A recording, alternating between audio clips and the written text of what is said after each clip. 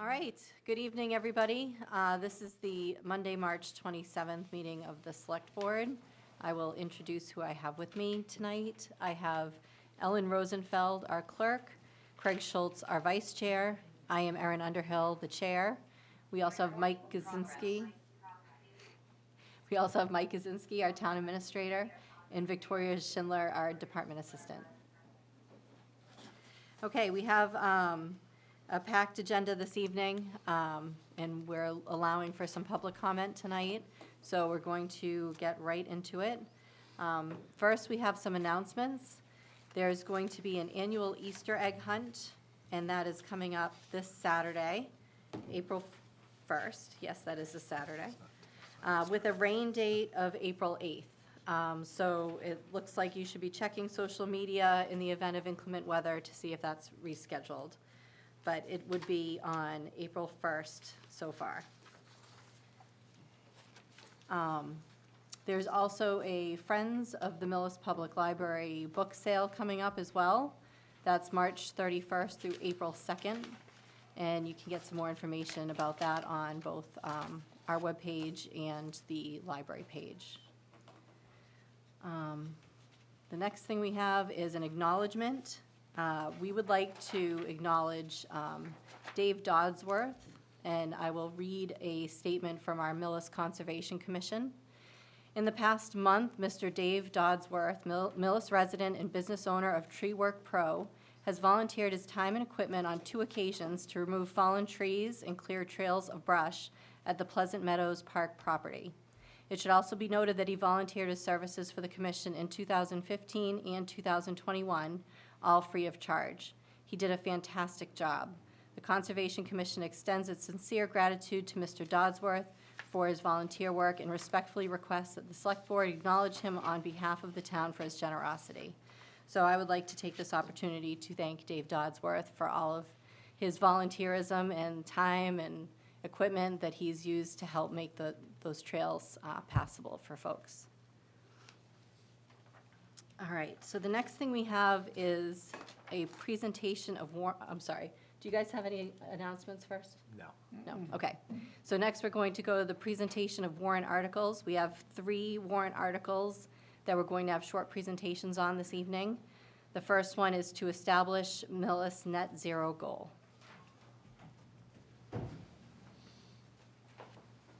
Good evening. Craig Gibbons, 8 Paddock Lane, here this evening as the chair of the Millis Energy Committee and proxying for Robert Weiss, our energy manager, who's hopefully out traveling the world as we speak. I'm here this evening to share our warrant article that we put forth, number 13, for the upcoming town meeting. It is focused around the establishment of a Millis net zero goal.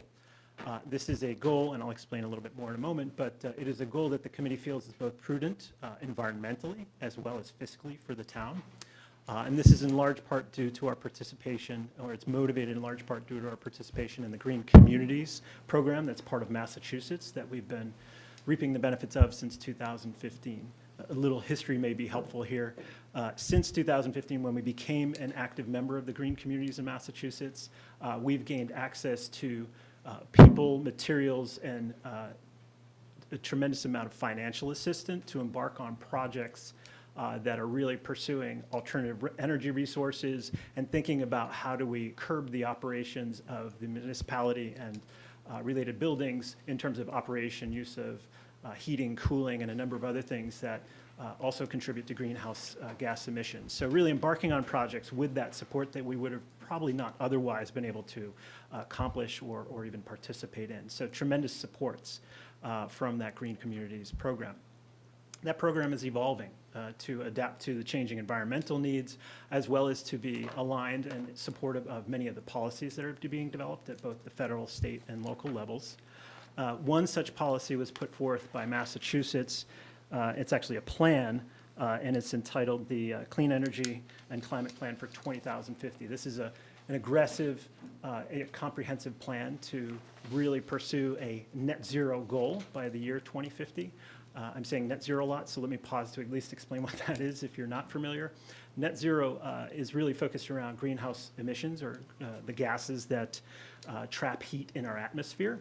And so achieving a net zero goal would be to really neutralize the impacts of your use of and production of these greenhouse gases, and then the offsetting of those gases to really neutralize or create zero impact on the environment. So lots of investment at many levels in that initiative, and it is reshaping the relationship we have with the green communities. One such requirement, and the new requirements for green communities are continually evolving, but one such thing that is holding true is that they're going to be looking for participants, and municipality, towns and cities, to really start to adopt and develop and adopt a net zero by 2050 plan and implementation over the coming years. And so before embarking on that, we thought it was the right thing to do to come forth to share that this is meaningful based on the Millis Energy efforts to date, but also in our relationships and how those are being reshaped, to make a statement that shares hopefully a shared understanding of that this is important, that it is the right thing to do, and look for your hopefully endorsement of such an idea. It's important also to note that there's no fiscal request or no financial request we're making, no resources, no time. This is really just putting something forth in the spirit of what we feel is the right thing to do for Millis. And also, yeah, I'll just leave it there. Okay. Is it appropriate to read the article at this point, or do you have what you need to? Yeah, that's fine. Actually, Madam Chair, just a Yes. clarification, I know in your draft warrant that you currently have, there's language in there, but the language that's in your packet this evening would be the language that would replace that draft language. I think that's what you're probably referring to as the language sponsored by the Millis Energy Committee. It basically starts to see if the town will adopt the following resolution. Is that the one you're? That may be slightly different than what I'm reading off. Okay. Oh, Because okay. we have one in the Change. packet Okay. that might have been submitted by Mr. Weiss. And it references Medfield. It does Yes. reference Yeah. Medfield. So, okay, So good. you Yeah. might So want to I read. do in fact yeah, have a You might want to restated, read I that think, and then yeah. put it into the record so we can, so the board can determine if Yeah. we're fine adding that to the warrant. All right, do you want to read that, and then maybe can I you give would us be the happy copy? to, and I've shared the Okay. most recent Oh, you language. did, yes. So Okay. I that's, have it. I that Okay. should be Okay. submissible. Okay, All right, thank you for that correction. sure.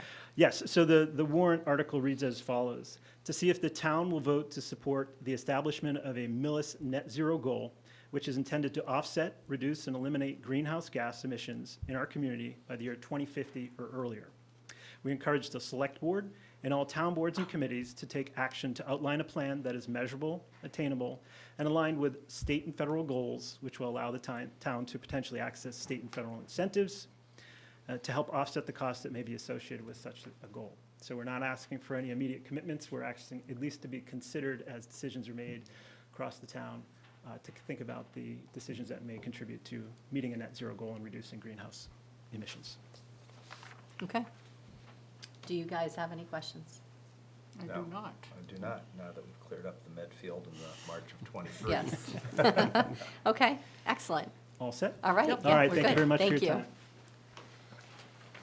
Okay, and the next one we have is the amend plastic bag reduction bylaw.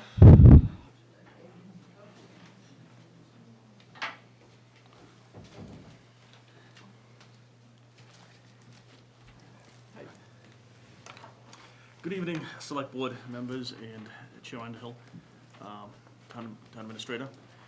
Tonight, we're just going over the plastics bylaw amendment. There's a current bylaw that's on the books, and my understanding, reading the new amendment, it's to clear up language that was, issued in the last bylaw that may be confusing, and allow people to, businesses in particular, to better understand that bylaw and to maybe tighten up any loopholes that may exist as well. Okay. And I would also like to introduce Nancy Downs with Oceana, correct? And she's the resident expert on this topic. Okay. And she helped draft the amendments to the bylaw. Okay. So she'll be Millis making. resident. Millis Okay, resident. Oh, excellent. awesome. Yeah. Can I just ask what Oceana, what We're is that? the world's largest global ocean conservation organization based in DC, but I'm the campaigns manager in the state of Massachusetts. And you live in Millis? I do. I was born in Millis. Is that fantastic? Born in And Millis. made a comeback in 2020.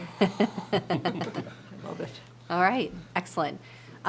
So Is there something you wanted to go over, or do you want to answer questions?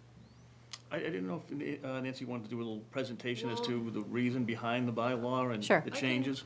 I do good with storytelling, and I'll do it quick. Okay. I moved here in 2020, and Roach Brothers had paper bags, and I was very excited to enter a progressive town. But within a year, my teenagers started working there, and I saw the thick film Yeah. bags, and I said, that's confusing, you have a bylaw on the books. So I contacted the Board of Health, and there was confusion because Roach Brothers said, yes, we researched and we believe this is compliant because it's thick film and marketed as reusable.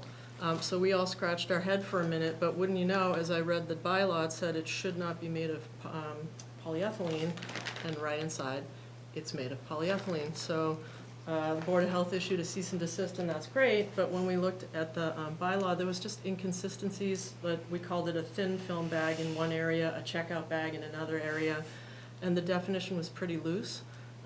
We've worked with other groups called Surfrider Foundation that's done extensive work on this, and a lot of towns in there's over 140 different municipal bylaws on plastic bags in Massachusetts. Sadly, we need a state one. We're not there yet. But they've provided context on how to strengthen the bylaws so that these thicker bags won't come back into the waste stream. And after talking to DPW, my understanding is Millis is single stream, so it seems weird to stop having this go to incineration or a landfill to suddenly have this go to incinerate. It's thicker, so you're actually sending something thicker. So that was the intent of celebrate the spirit and intent of the bylaw while tightening up the language. But the bottom line is, the language remains the same. Retailers and millers should not hand out plastic bags, but we do a better job defining them. Yeah, I did see that the thickness was redefined in there, Yes. among other things. Better description on what is a reusable bag. Mm-hmm. It can be either, this polyethylene type, or the better standard of organic cotton, right? Because when that goes in the landfill, it's gonna be better off. But I've had these two bags for probably 10 years, Mm-hmm. right? As opposed to this, which says it's reusable up to 125 Mm-hmm. times. But there's no guarantee that someone will actually do that. Right. So, Okay, does that help? that does help. Do you guys have any questions? Go ahead. The second Roach Brothers bag, the thicker one, Yes. is that still, are they still going to be able to use that? When No, you've changed the new bylaw? No, Millis Board of Health issued a cease and desist, and they did stop, like, shortly thereafter. Okay. Yeah. Yeah, I haven't seen those in a long time. So they are, back to these, which again, the argument in the environment world is not paper or plastic. The answer is neither. The answer is reusable, is the right answer. Okay. Any And other it questions? celebrates the net zero, gentlemen, because Yes. plastic is made from petrochemicals. All right, excellent. So no questions? No. No? Okay. All right, I think we're good then. Wonderful. Thank you very much. Thank you. Thank you. Have a good night.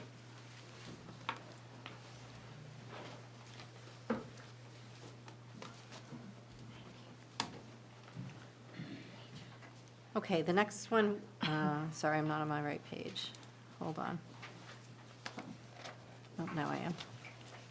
Okay, the next one we have is the citizens petition. Yes, come on up.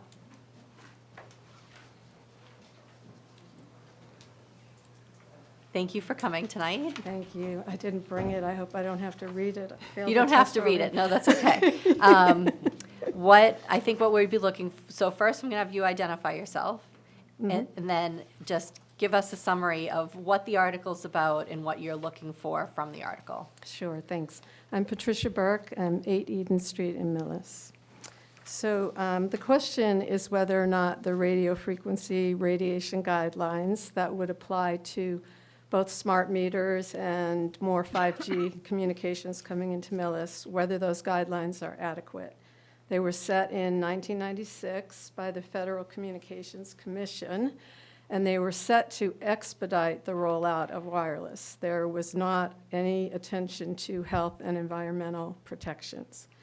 And the technology has changed tremendously since 1996, and the FCC has not responded to any citizen health complaints about towers, about devices. So there are a lot of grassroots efforts underway right now to try to bring attention to this issue, and this is basically one of them for Okay. the Millis community. So what you're looking for from this article is, hold on. What you're looking for is for us to issue a statement, is that correct? Yes, there's a number of different organizations. The Massachusetts Boards of Health has just come forward on behalf of the Pittsfield community that's engaged in litigation over a lawsuit, the governor of Wyoming, the state of New Hampshire. So different groups are coming forward, and so this is one of, I think, 5 petitions that I know of in Massachusetts. Because of our town meeting format, we kind of wanted to go from the bottom up, give the citizens a voice, and ask the town to contact our local elected officials and basically ask them to do the right thing. Okay, okay. Ellen and Craig, do you have any questions? I do not. I just have the one question. Are you asking that the town meeting vote to ask the selectmen to send a letter? Is that what the intent is? Sort of, it's a broad-based, sort of inclusive wording so that the town is asking the elected officials to then ask other officials in Massachusetts to express concern.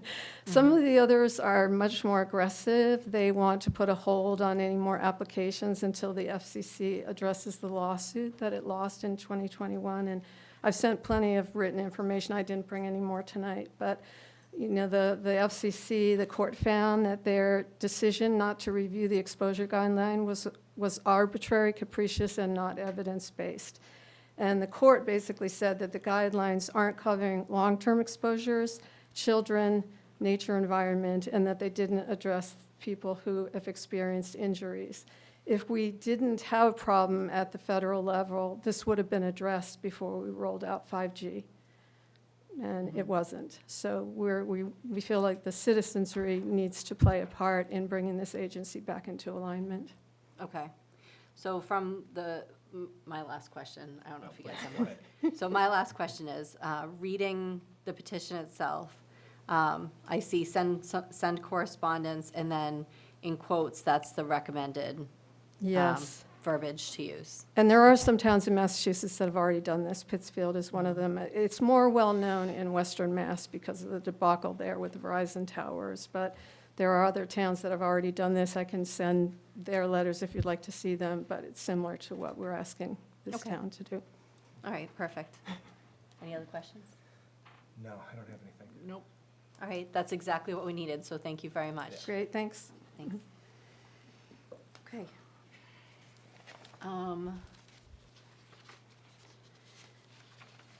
Can we approve the baseball, or should we wait in case somebody's coming? Because we have to wait on the next hearing. Yeah, is Mr. Leach here, or anyone from, oh, baseball? Got somebody from baseball. Oh, baseball. So clearly it's going to be just a Excellent. baseball parade. Good evening, I'm Pete Berube, 8 Rose Road. I'm treasurer of Millis Youth Baseball. I spoke with Mr. Leach earlier this week, who said that he was not planning to attend, that I think he had discussed with you that he didn't necessarily need to attend. Okay. You have the documentation and the plan. There has been one request made that not sure we need your approval or not, but this would be a good place to find out. And that is, I've spoke with both Chiefs of Fire and Chief Barrett regarding closure of Park Road between McCabe and Monroe that day so that we can prevent parallel parking traffic along between the fields. Because as you can see, this is a joint parade between softball and baseball. It's just for safety considerations. And we haven't worked the details out on that, but both Chief Barrett and Chiefs of Fire are in support of that. I'm not sure if your documentation shows that, but that's really the only amendment, I would say, from past years. Would be likely this very same parade route, same timing as past years. So we appreciate the support, and I'm happy to answer any of your questions or get them to Mr. Leach Okay, as needed. And excellent. Madam Chair, if I Yes. may, just to concur with what Mr. Berube said, I have checked with the chiefs, and they're both quite fine with it. It's something that's been done on a regular basis, and they don't have any concerns. Okay, excellent. Ellen and Craig, any questions? Nope. Nope. Okay. I'll make a motion that we grant the right to have the softball, baseball parade on April 23rd on the prescribed route in the email, and starting at 8:30 and running until it's over. Second? It's been moved and seconded to approve the Millis Youth Softball Baseball Opening Day Parade. All those in favor? Aye. Motion carries unanimously. Madam Chair, we could probably begin the appointments if you like. Sure. Probably skipping over the payroll administrator, because I don't know if she's here yet. Can we do the council on aging on the? Yes. Okay. So, Madam Chair, if I may, just skipping over the payroll administrator for the moment. The second item on the list of appointments is the Council on Aging Department Assistant 1. There is a memo in the board's packet from the Senior Director, Patty Cahill, saying that the Council on Aging would like to recommend Andrew Lizardi for the COA Department Assistant position. Andrew has the necessary Excel skills that will be needed for the position, and his demeanor is that of one I believe will work well with the staff and our seniors. So I have met with Mr. Lizardi, and I concur, and I'm asking the board to ratify my appointment of Andrew Lizardi as the part-time COA Department Assistant 1. Okay. Any questions? Nope. Okay, go ahead. Okay, I'll make a motion to ratify the appointment of Andrew Lizardi as the part-time COA Assistant 1. Second? It's been moved and seconded to ratify the town administrator's appointment of Andrew Lizardi for the COA Department Assistant position. All those in favor? Aye. Motion carries unanimously. Thank you. And Madam Chair, I believe the Okay. Finance Director is all set to introduce the appointment for Payroll Administrator. Excellent. So Carol, I'll turn it over to you Hi. if you want to introduce her to the board. Sure. This is Sandy Canavan, and she's from the town of Medfield. As the memo that I wrote, I can just read it for you if you want, or you're all set with it. Do we want the memo? Are we good? I don't need the memo. I think we're good. You can just, Okay, great, Yeah. great. So Sandy comes highly recommended. She worked for a local town for 12 years as an office manager and did everything from payroll to all of, anything regarding finance. She also has a previous history with Boston Scientific. It's very strong in payroll and HRIS systems, so I think she's going to bring a unique blend to the finance office that would be greatly appreciated. excellent. Okay. And Madam Chair, I have met with Sandra, and I definitely support what Carol said, and I think we lost our payroll administrator a little while ago, and they are a hot commodity that's hard to find out there if you ask folks that look for payroll administrators, so we're fortunate that she's come forward. And I would like to request that the board ratify my appointment of Sandra Canavan to the position of payroll administrator for the town of Millis. Okay. Awesome. I'll make a motion to ratify the appointment of Sandra Canavan as payroll administrator for the town of Millis. Second?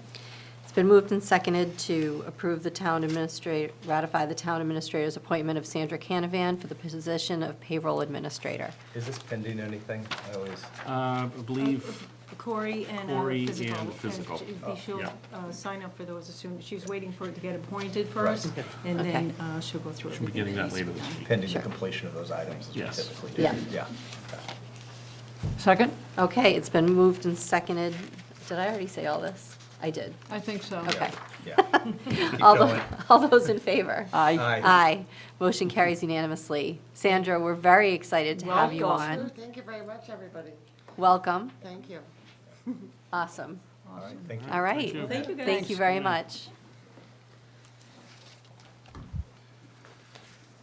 Madam Chair, the next two items are with the DPW. I don't know if Mr. McKay wants to discuss this briefly before you Sure. make your appointments. Thank you, Madam Chair. So early on in the Paradigm study back in 2019, they recognized that we needed to reorganize the DPW. So these two new positions, they're new positions, but they're not new hires. So they're Okay. promotions within the department. So this has been in the pipeline for quite a while, since 2019. One is a water and sewer technician. We already have one, but this one will be able to fill in while the other one's out. And the next appointment is for a DPW foreman, in which that'll be is for across the board. He'll be able to oversee when the DPW superintendent's out, he'll be able to fill in for that. That was a big thing during every time someone was out, union contract-wise, that person would fill in for that next person, and they have to be paid at a higher rate. So that's why it took us 2 negotiations to get all of this taken care of. So I would recommend that Ryan Wagner would be appointed to the water and sewer technician, and that Jonathan Wanders would be appointed to the DPW foreman's position. The DPW foreman position will be split 4 ways. It would be 25% through each of the departments, and the water and sewer technician would be 50 water and 50 sewer, because that would be the main crux of their work. Okay. So, Madam Chair, I request that the board vote to ratify my appointment of Ryan Wagner to the position of water and sewer technician. I'll make a motion to ratify the appointment of Ryan Wagner to the DPW Water and Sewer Tech position. Second? It's been moved and seconded to ratify the town administrator's appointment of Ryan Wagner for the DPW Water and Sewer Technician. All those in favor? Aye. Aye. Motion carries unanimously. Great, thank you. And Madam Chair, I'm requesting that the board vote to ratify my appointment of Jonathan Wanders to the position of DPW foreman. I'll make a motion to ratify the appointment of Jonathan Wanders as DPW foreman. Second? It's been moved and seconded to ratify the town administrator's appointment of Jonathan Wanders as DPW foreman. All those in favor? Aye. Aye. Motion carries unanimously. Thank you. And Madam Chair, if I have 1 minute, I think we have 1 minute to take something out of order. A lot of people have been calling. We have a lot of painted in front of people's houses. There's a lot of dig safe. That is part of the lead and copper excavation. So letters went out today to 180 Millis residents notifying them of it. It just, someone from Kleinfelder was in on Friday, and they went out a little, jumped the schedule. So they went out and they pre-marked everything. So the letters were mailed out this afternoon. So if you're part of this program for the lead and copper excavation, you should be getting a letter hopefully by tomorrow or the next day. Okay. So does everybody, did you get one too? No, not yet. No. I'll go look for paint when I get home, though. It's out in the street. Thank you. Thanks. Okay. Madam Chair, I Yes. think you're close enough to the hearing. Okay. Since you're basically going to be just closing it and Right. recognizing a withdrawal. Okay. I'll make a motion to open the hearing. Second? It's been moved and seconded to open the hearing of the continuance of 1178 Main Street stormwater and land disturbance permits. All those in favor? Aye. Aye. Okay, the hearing is open. So, Madam Chair, just to, there's a letter in your packet from Dan Merrickin of Legacy Engineering to the board, dated March 2nd, 2023. On behalf of the applicant, the 1178 Main Street LLC, I'm running to request that the stormwater management land disturbance application be withdrawn without prejudice. In addition, the applicant requested any unused peer review funds be refunded. Do not hesitate to contact me if you have any questions or comments. So based on that, Madam Chair, I recommend that the board close the hearing and just announce that the request has been withdrawn by the applicant. Okay. I'll make a motion to close the hearing due to the request being withdrawn by the applicant. Second? Okay, it's been moved and seconded to close the hearing. All those in favor? Aye. Aye. Okay, hearing is closed. So this project is withdrawn, so there's no further action needed. That's correct. Okay. Madam Chair, if you'd like, we could probably address the town meeting warrant Okay. in the next 15 minutes, if you'd All like to right. do that. Okay, just for those of you that don't typically come to these meetings, we have time set for certain things on our agendas, and sometimes people are planning on those exact times. So we're just trying to fill in the space before those times actually happen. So that's all. Okay, so let's open the town meeting warrant? I'll make a motion to open the town meeting warrant. Second? It's been moved and seconded to open the annual town meeting warrant. All those in favor? Aye. Aye. Motion carries unanimously. Thank you, Madam Chair. In your packet is a draft warrant with my recommended changes to that for your consideration this evening.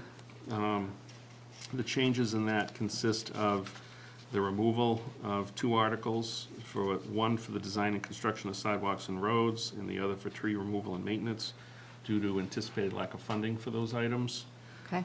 The other is the addition of an article entitled Community Preservation Open Space Recreation Fund, Oak Grove Farm Trail Improvement, as has been requested by the Oak Grove Farm Commission and the Community Preservation Committee. The documentation related to that request is in your packet. And the last item is basically to make changes to the language of the article from the Energy Committee, as was discussed earlier this evening. So those are the 3 requested changes that I'm putting forward to the board this evening. Okay. Any questions? Nope. So what's in our packet reflects the changes already? The draft? That's correct, Yes. except for the change in language for the But, Energy yes. Committee article. Okay. We're not going to bind Medfield to something by voting? No.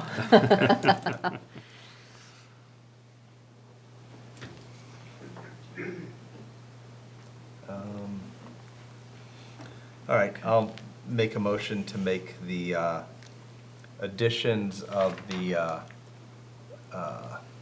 net zero goal, language changes, the amend plastic bag reduction, the citizens petition, add those to the warrant, and remove the road work and the tree work article. And if I may amend further, the Community Preservation Open Space Recreation Reserve Fund for Oak Grove. Sorry about that, missed Yep. that one. Madam Chair, I have a question. Sure. Yeah, sure.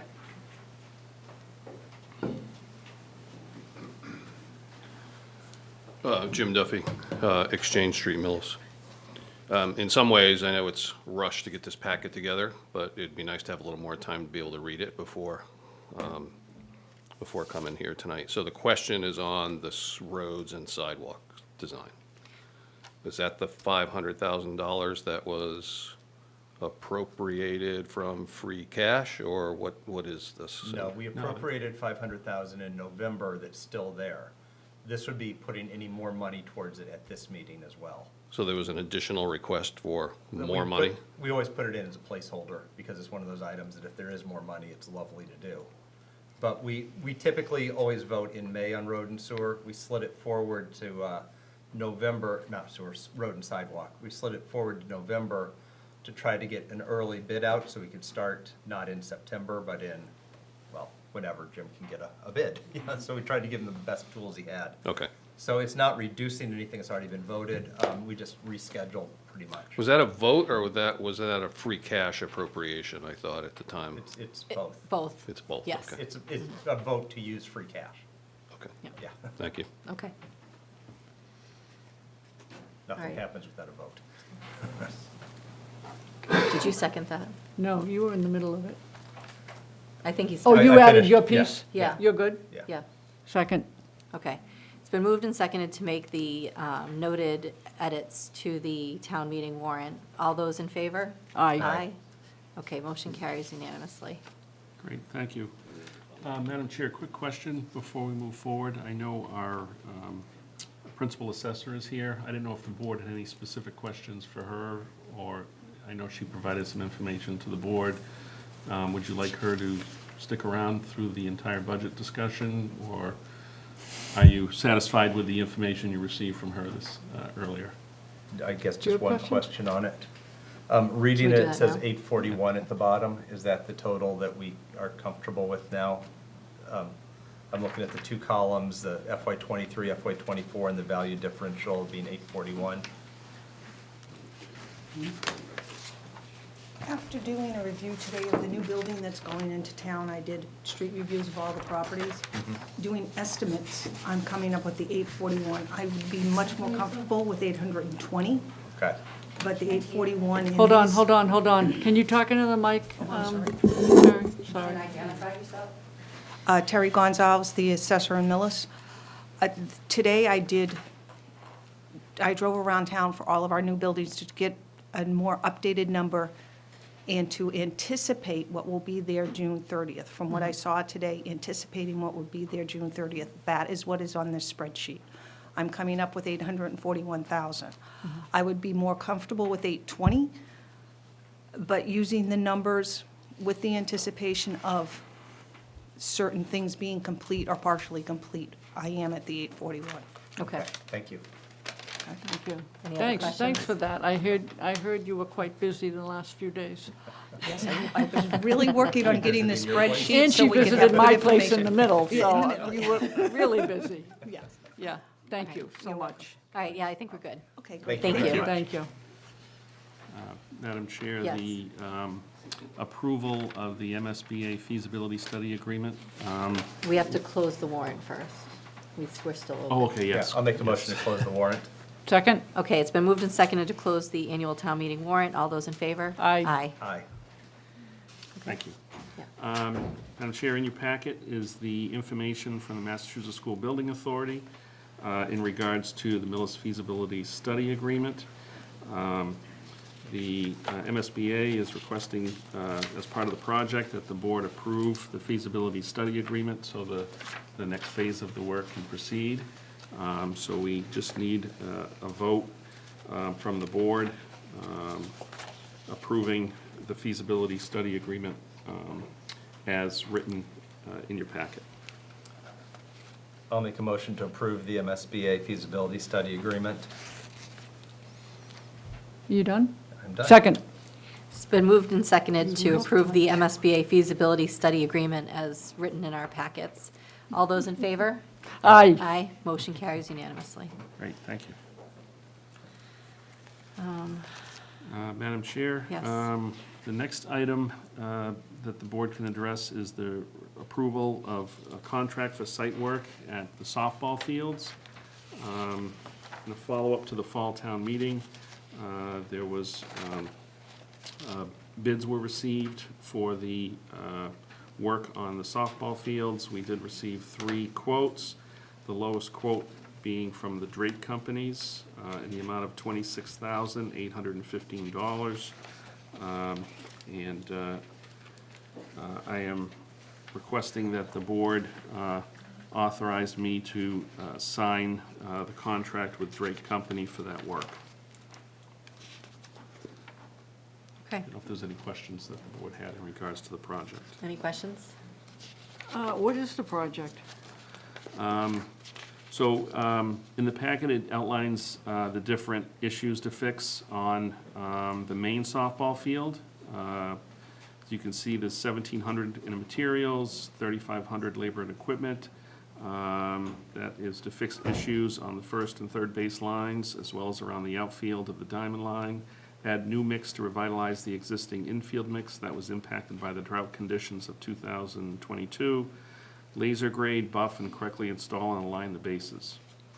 And then in field number 2 is the majority of the work, and that is to remove and dispose of 4 inches of existing infield mix that was severely damaged by drought conditions in 2022, replaced with new native infield mix supplied by Reed Custom Soils, laser grade and buff entire field for correct pitch and playability, install and align bases and trim edges of existing grass lines.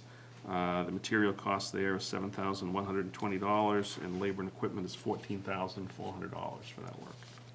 And again, the total cost for the entire project is $26,815. There you go. Okay, that sounds good. And remind me what we did about not letting the drought, not letting the non-watering. Did we make a We- decision about that? We talked about it, and We we did did. talk. We haven't made a decision, but we talked about I remember talking about it. allowing watering Yeah. in those instances. Okay, Yeah, I think we're going to have to pursue that Yeah, we're gonna need relatively to soon. take a vote on that Yeah. at some point. okay, good. Okay. And this is, in less than what we appropriated at town meeting, so it all came in as planned. Yeah, Yes, there's actually two pieces. There was a piece on the baseball field and a Yep. piece on the softball field. When these projects are done, I think we have about $3,500 remaining as part of that article. okay, good, Yeah. okay. All right, I'll make a motion to authorize the town administrator to sign the contract with the Drake Company. Second? It's been moved and seconded to authorize the town administrator to sign a contract with the Drake Company for repairs of Majors Field and softball fields not to exceed $26,815. All those in favor? Aye. Motion carries unanimously. Great, thank you. Probably have time for one more item, Madam Chair. Okay, let's get that last one in.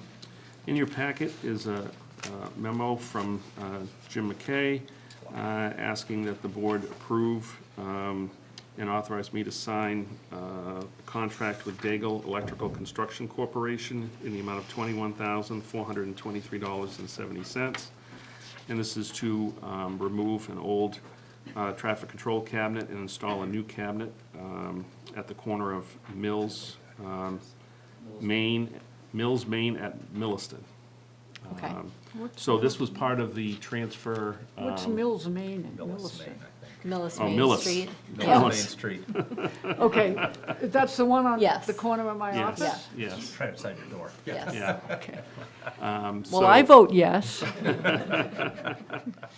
So, reserve funds were transferred for the purpose of this work.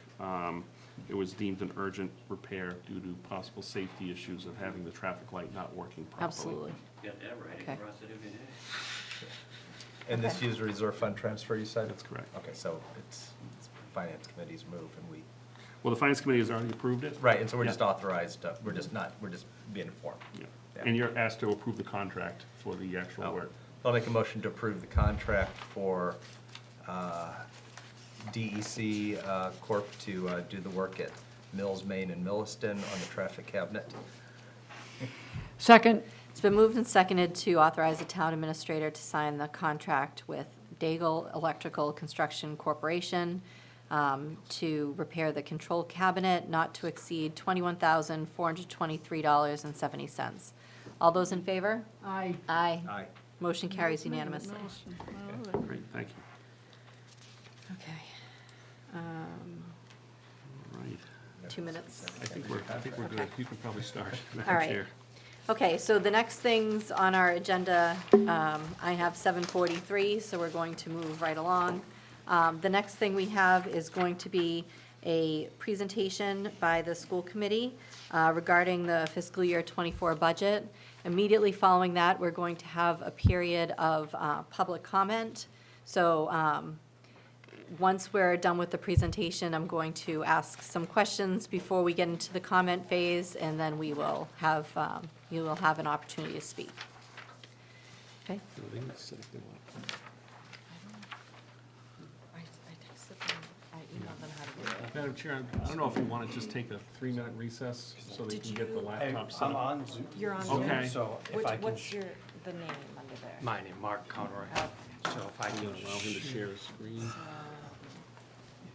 Madam Chair, Yes. forgive the interruption, but maybe buy a little bit of time. For administrative purposes, there is a finance committee meeting posted for tonight. We do not have quorum, that's why I Okay. keep looking around. There's 4 of us, 3 in present, 1 on Zoom. If you happen to see another finance committee meeting member, if you would just allow me to call our meeting, convene our meeting. Sure. We don't plan on making any, committee comments, but individuals may speak. Okay, Thank you. thank you. Are we good then? I think we're all set. Okay. They've got their All right. presentation up on the Zoom. Awesome. Go All right. for it. There we go. All right, well, thank you all for having us in tonight. I wanted to start, I think part of this is to clear up what I think were a little bit of confusion in some of the budget presentations given just with looking at different elements of it. So what I put together tonight is an outline, one, to address how COVID funds that we received in fiscal '21 and '22 were used, and to reiterate that none of that has anything to do with the deficit. then to walk through the components of the shortfall for fiscal '24, including an outline or a detail of the mandated positions that we had to bring on during the course of this year and the positions that are in the budget for fiscal '24. And then lastly, to give an indication of what the reductions would mean based on various levels of cuts that we would have to make if we don't get the budgeted requested value.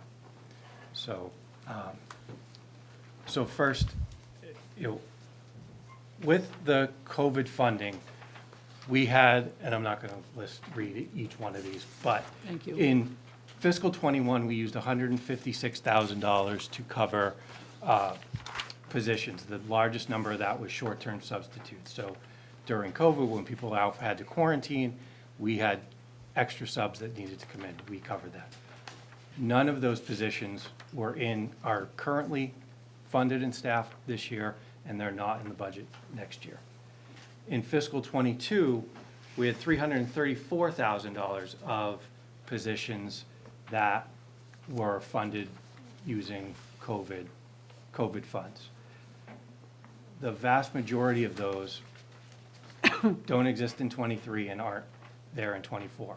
The exceptions to that are actually, what we were able to do is custodial support that we initially hired with COVID funds were transitioned into the operating budget and actually being supported by the transfer of funds from the town budget to the school to help. Yep. So those individuals are actually cleaning town buildings now with funding from that. Nice. There is a social emotional learning teacher that was hired who, after fiscal '22, so in this year and in next year, is actually being funded by marijuana impact funds. So again, both of those being funded, not part of the $2 million deficit. Healthcare facilitator is generating revenue to help pay for themselves through medical billings. And the English language learner teacher is in, it's a .6 position that was hired, and we've actually been able to cover that starting this year and next year, actually with someone on a leave of absence and then a shift and replacing them with someone lower, so the funds were actually covered. So in essence, through attrition and being able to bring in somebody at a lower scale. Okay. So I know, again, when I'll go to the next, for the non-salary expenses in fiscal '21 and '22, it was roughly $87,000 each year in expenses that we used. These are, things like, Chromebooks in '21 when kids were doing remote learning to make sure that everybody had things. Desks for social distancing last year, some extra reading curriculums. So in total, over the 2 years, we spent just under $700,000 in COVID funds. Oops, go back. However, again, because I think in our presentation, we talk about it all in one list, and it totals $700,000. But it was actually over 2 years, and none of those positions are coming forward, with the exception of the few that were funded that have other funding sources. So now bringing us to what is in the shortfall for this year. So as everybody remembers, or at least you guys do and the public may or may not, the fiscal '23 budget was increased with one-time funds. The biggest one being the $361,000 last year to cover what was at that time a $500,000 shortfall that we needed to cover due to increased out-of-district tuitions. Mm-hmm. In addition to that, we received $174,000 in marijuana impact money to pay for a couple of positions. So those. So again, if we just focus on the first column, our budget for this year was based, as we all agreed, was not going to incorporate those one-time monies when we built in our base. So we had a base budget of 18.1 million. 4% to that was the 18, brings us to 18,881. Our budget request is 20,964,000. That's a $2.1 million gap. Because the 361,000 isn't in that base number, our increase in sped tuition, which is really a 2-year increase, is now $1 million. It's the 361 from last year, 669,000 in addition.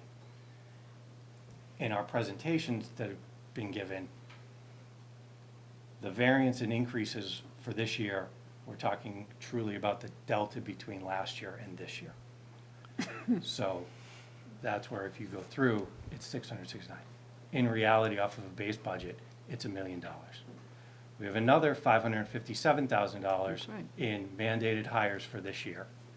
Again, 2 of those positions, and you'll see it on the next slide, were covered by the marijuana impact money for this year. So really, we're up another $400,000 on top of what we had for this year. Then we have $98,000 in mandated hires for next year, which are bus drivers that we need to try and hire, because they're not easy to hire, but we need to try to in order to accommodate sped transportation routes to out-of-district placements. Can I ask one question, please? Yeah. Mandated hires, can you explain what that means exactly? So when individuals are on an individualized education plan, an IEP, oftentimes they truly dictate what type of staff, how many, and how many hours the staff need and the services they need to provide.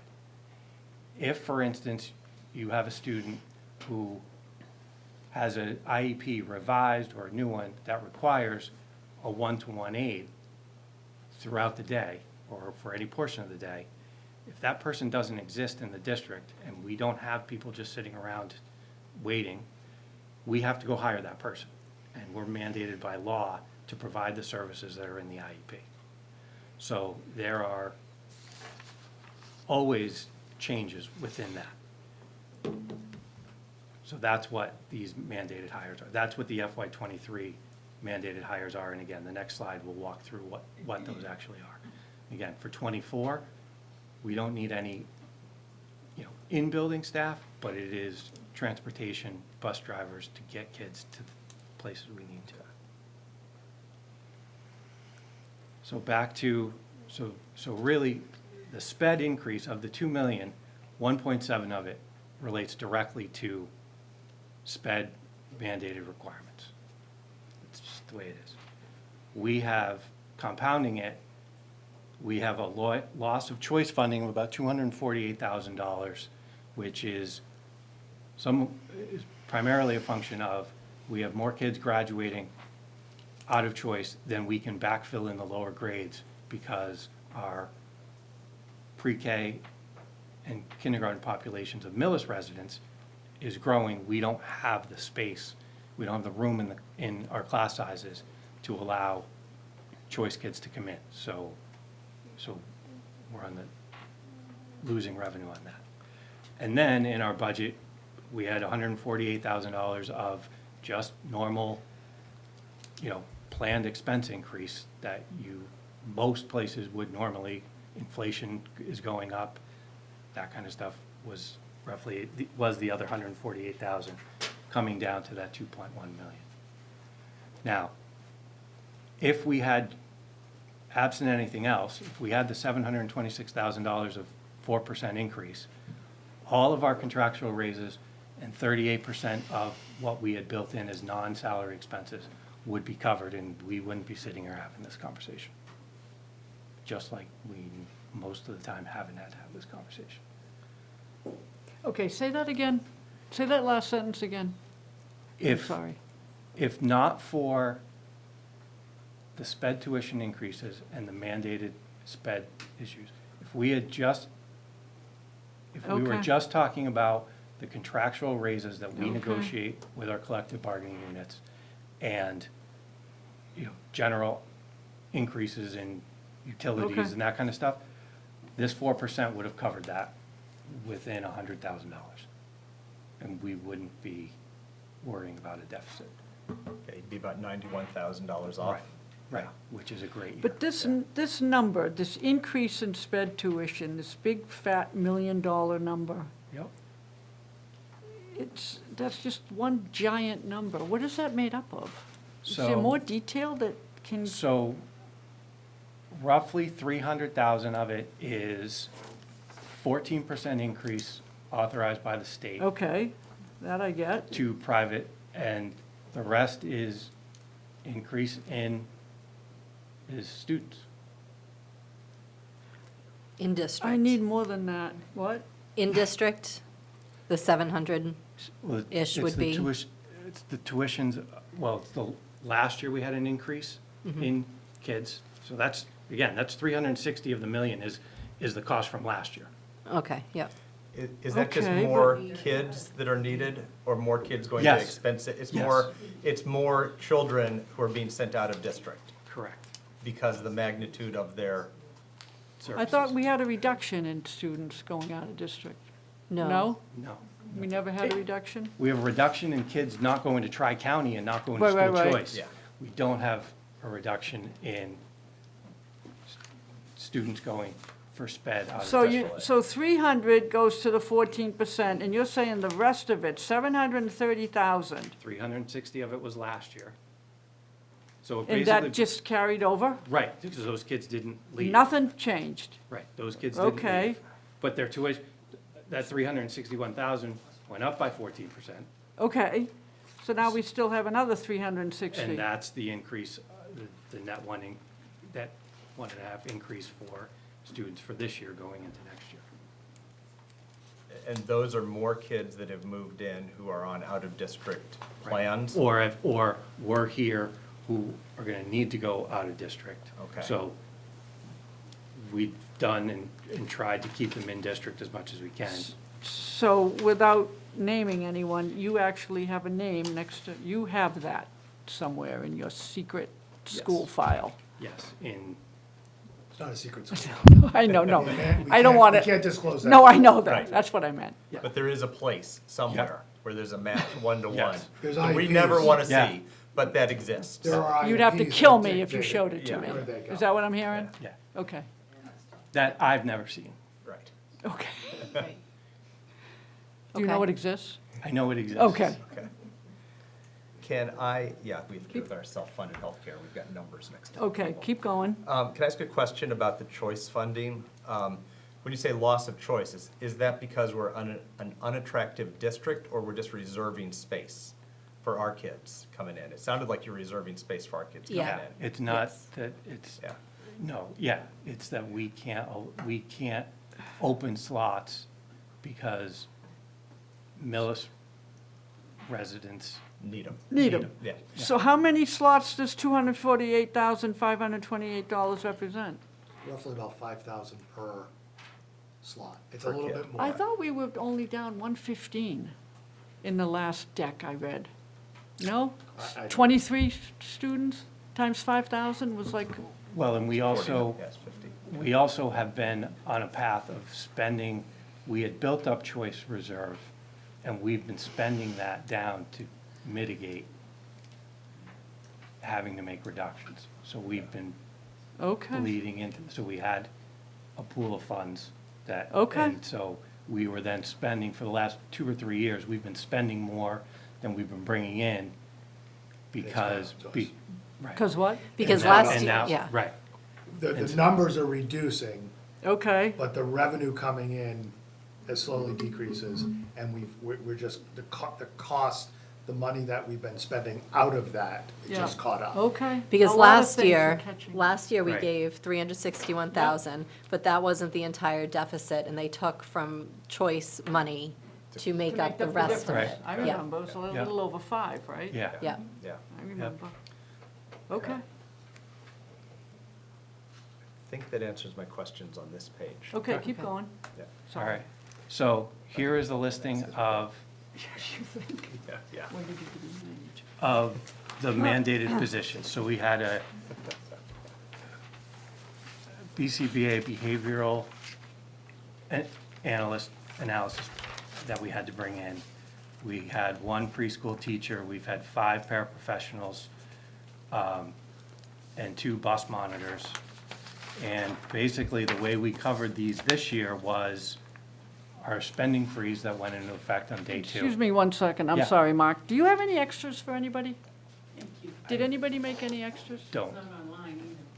I know. Can we do that? Yes. You make like Sorry. 20, 25 copies? Okay, thanks. Sorry about No, that. it's okay. Yeah, we just got this. We just got this. Yeah, It's yeah. hot off the presses. This came in an email Right. 20 minutes before the meeting, I think, because I missed it.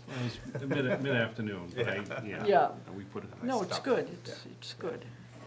It's good. All right. Should we keep going? Yeah, Let's keep going. let's keep Right. going. Okay. We'll get you Okay. guys the Go catch up. packets. So the funding sources which are listed in here, day 2 spending freeze covered them, as well as we had some IDEA grant, which is early education grant carryover from last year that we were able to pull into this year. We used circuit breaker, more circuit breaker than we normally use to get through this year. So we dipped into what came in for this year. And then for the bus monitors, we actually used, in our budget line, we have bus driver substitutes. We use that money to cover that. So that's 306, that's the 316. And then we have 143. Those are the 2 positions that were funded with marijuana impact funds, which if we get the marijuana impact funds again this year, they'll cover the expenses. The positions that are funded with the marijuana impact funds, is that, what are you gonna do when that runs out next year? I So- hear it might run out next year. So we're gonna have a whole lot of things to deal with next year, Okay, because whatever funding we get for this year, absent maybe the 6% that's built in, yeah. It's gonna is be a next one, year. is a one-time. We're, as we've talked about at the tri-board meetings a couple of times, we are trying to solve an issue for this year so that we are we have a longer run position to understand and try and get it on how we solve this long-term, Okay, which is not okay. constantly going into stabilization and doing other Good things. answer. But to clarify, the needs that those teachers meet and the services that they provide are not going away. Right. Regardless of the funding. We have to I get that. identify funding because those positions and the other positions up there are, it's what helping keep more kids in district. And if once they go out of district, the cost is exponentially higher. And we feel strongly that our kids are better served in district when we can keep them in district. So it's a fair question, but the needs and what they're doing and the services they Yeah. provide do not go away because the funding, I that get funding that. source of that raise. I get that. Yeah, and it's broader than just the school, too. We're going to have that It's every conversation around the police department. department and the library and everything. Right. All right. So, again, and as I just said, we're talking about one-time funding for this year. So, again, starting at the top, basically, there's the 2.1 million. If we got if we were refunded the marijuana impact money for this year, that brings it down to about $1.9 million. If we, replace the 361 that we got last year, and then really, we're talking about $1 million of new one-time funding. The additional 669 in tuition, 316 in mandated hires for this year that weren't covered by marijuana impact, and the 98,000 for mandated hires for fiscal '24. With all of that, even in the scenario of getting $1.4 million, we're still $500,000 short of the $2 million. that will be covered through reductions at the school. So, you know, So I have a question. yeah. Is there some kind of extraordinary relief that could be applied for, or have you applied for any educational? There, through the state, there will be, if our costs go up by 25%, there's an extraordinary relief formula that may come. Don't know how much that would be, or how it would filter through formulas, and whether it would get down to us. We have, as you know, we've talked to multiple of our legislators to talk to them about, you know, trying to address this at the state level, because this isn't just a Millis issue. Every city and town got hit with the 14% increase. It's a problem everywhere. The reality of it is, even in a best-case scenario, the state's not going to have a budget until the end of July. That's our best-case scenario. Unfortunately, we have to deal with and come up with a plan, assuming that that money isn't there. Right. And then if something comes in the summer, late summer, early fall, you know, it would make complete sense to say, well, that money came in, so instead of using whatever, free cash, stabilization, whatever, we just take that and then leave that money where it was to bridge through this year. That would be, you know, that's kind of the scenario that I would lay out is, but I mean, we have to deal with something by town meeting, and we have to deal with something by June to know what we're going into for the next school year. We unfortunately don't have time to wait for the state to figure this out. Right. Yeah, and as you said, this is at best a bridge that can buy time, because this can't be repeated year after year. Right. As you've said, yeah, I'm not saying you The- didn't. A quick question on the marijuana impact money, the 174,192. Where did that number come from? It's in the, one of the budget But documents don't we you have. only have like 51 for spring? We've got If was you this add up, last if year? you add up, 271 for spring.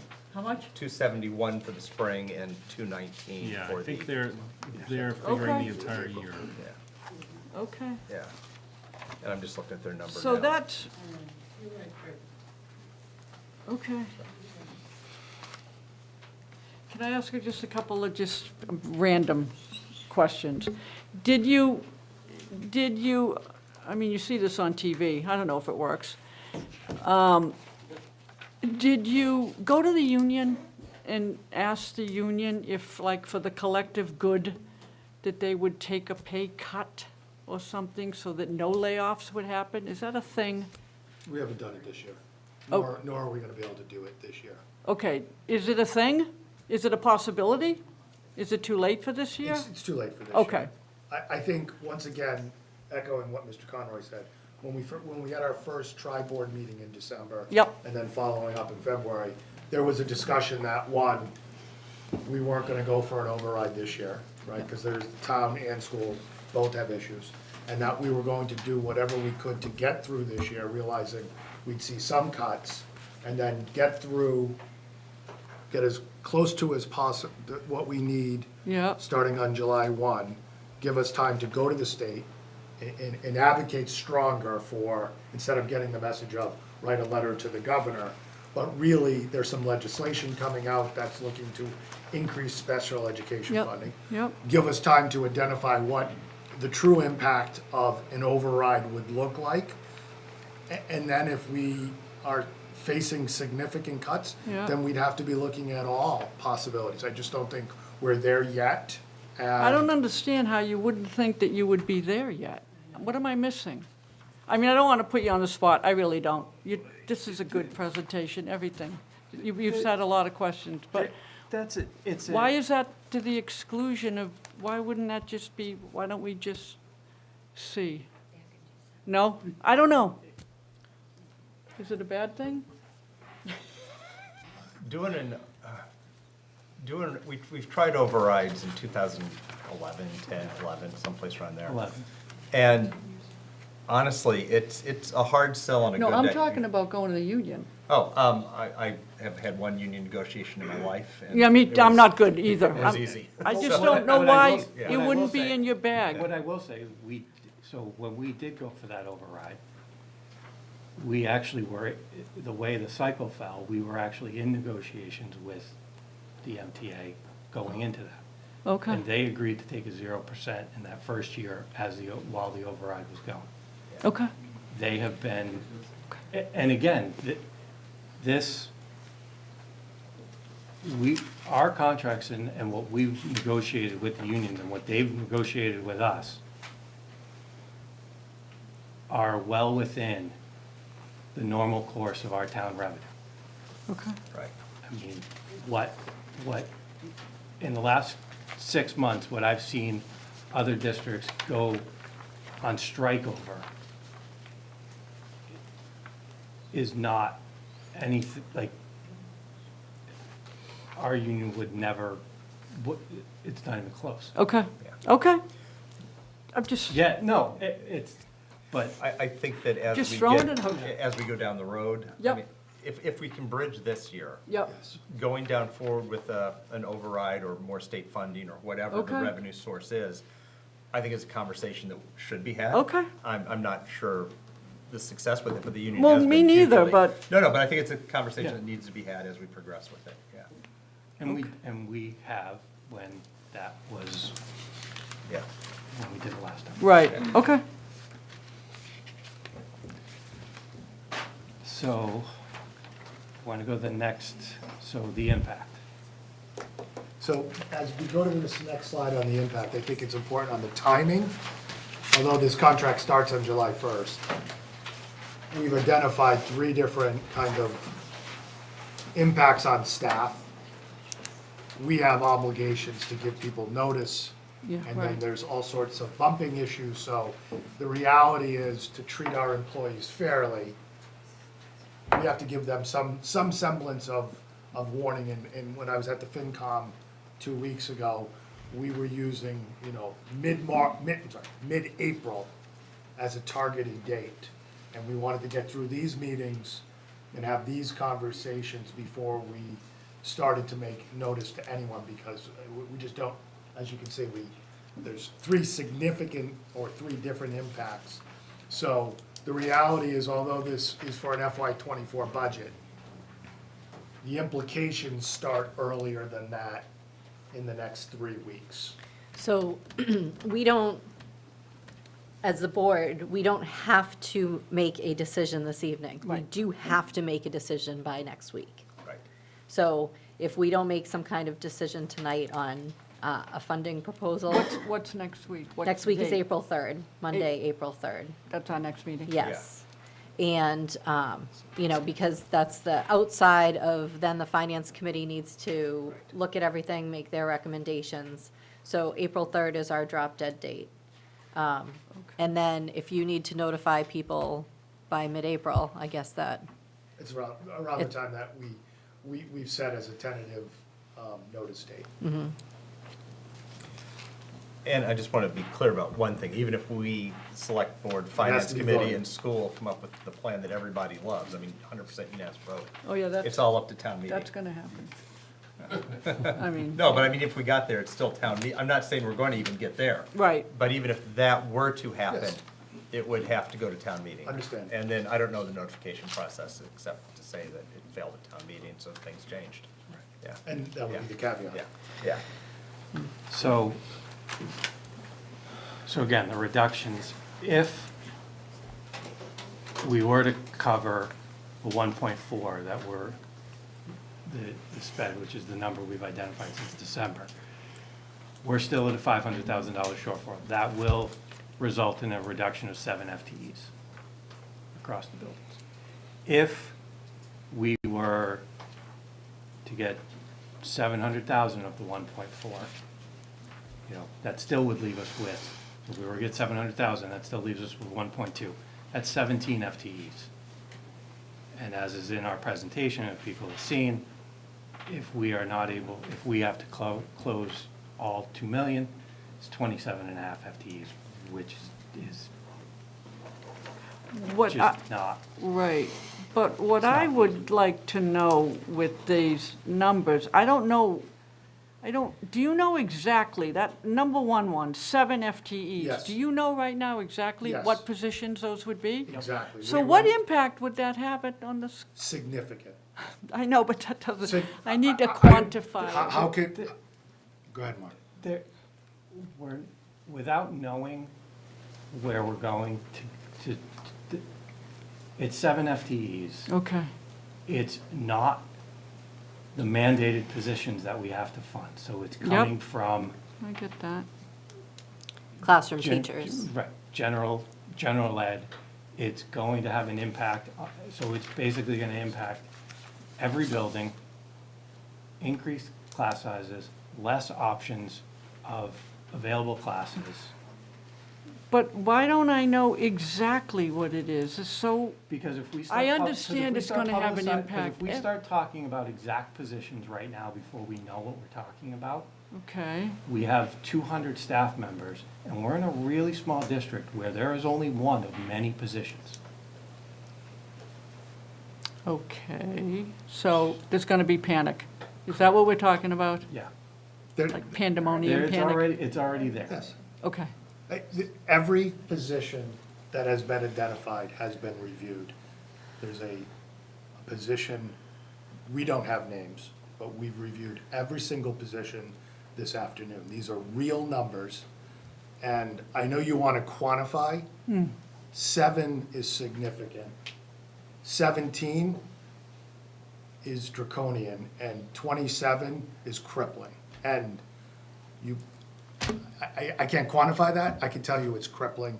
The class sizes, the people that will be leaving the district, just the impact on learning, and the increase in the detrimental impact that it'll have on our students will cause more kids to have to leave this district. We will not be able to put that safety around kids who are on the verge and give them interventions. We are gonna lose more kids to out of district, and it's just gonna, the impact will be so severe, it's gonna be crippling. And we'll have, kids will have, it will result in probably families choosing to leave and choice out, whether it be different middle schools, different high schools, et cetera. And yeah, there comes a point in this list where we start having to reduce, where we do have to start reducing positions that satisfy these mandated requirements in the building, which is gonna immediately force that student to an out-of-district Right. private. So as we reduce a I get that. $70,000 position, Yeah. now we just We're gonna- cost ourselves I get it. 180 because we're reducing to close this, to Right. close this. okay. Any other questions? The only other last question I have is this letter writing campaign we spoke about at the very first tri-board meeting. And my understanding is that it didn't happen from the school committee, but my understanding is that many teachers have written in the last week or two. Is that your understanding? On their own? I'm not aware. Okay. Were we not going to do a letter writing to the reps and things? We met with them, we met face to face. Okay, but I thought we were gonna try to do kind of a grassroots, no? You don't remember that conversation? We're 'Cause gonna- I do, We're going to follow up with letters. yeah. And You say what we think we're Yep. gonna do. we're going to follow up with letters to those representatives with the real numbers in them. And part of the issue is we wanted to get to the real. Get the real Right. numbers, yep. Yep, I get So we that. need the real numbers, we're gonna follow up with the letters to at least the people we met with. Yes, And then, as I understand, there are teachers and parents that are sending emails yes. to the representatives and to Ways and Means. So there is another effort underway with that currently. I But think it's it also could, not gonna be solved. no, but I think it, It's important- another it's- arrow in the thing, right? Absolutely. It's absolutely important that it's done, but it's, I the get- reality I is, know. we by May 3rd, and sooner, April, have to know what we are going to do as a town. Yeah. And and continue to do those efforts and hope, basically, that we get paid back. Right.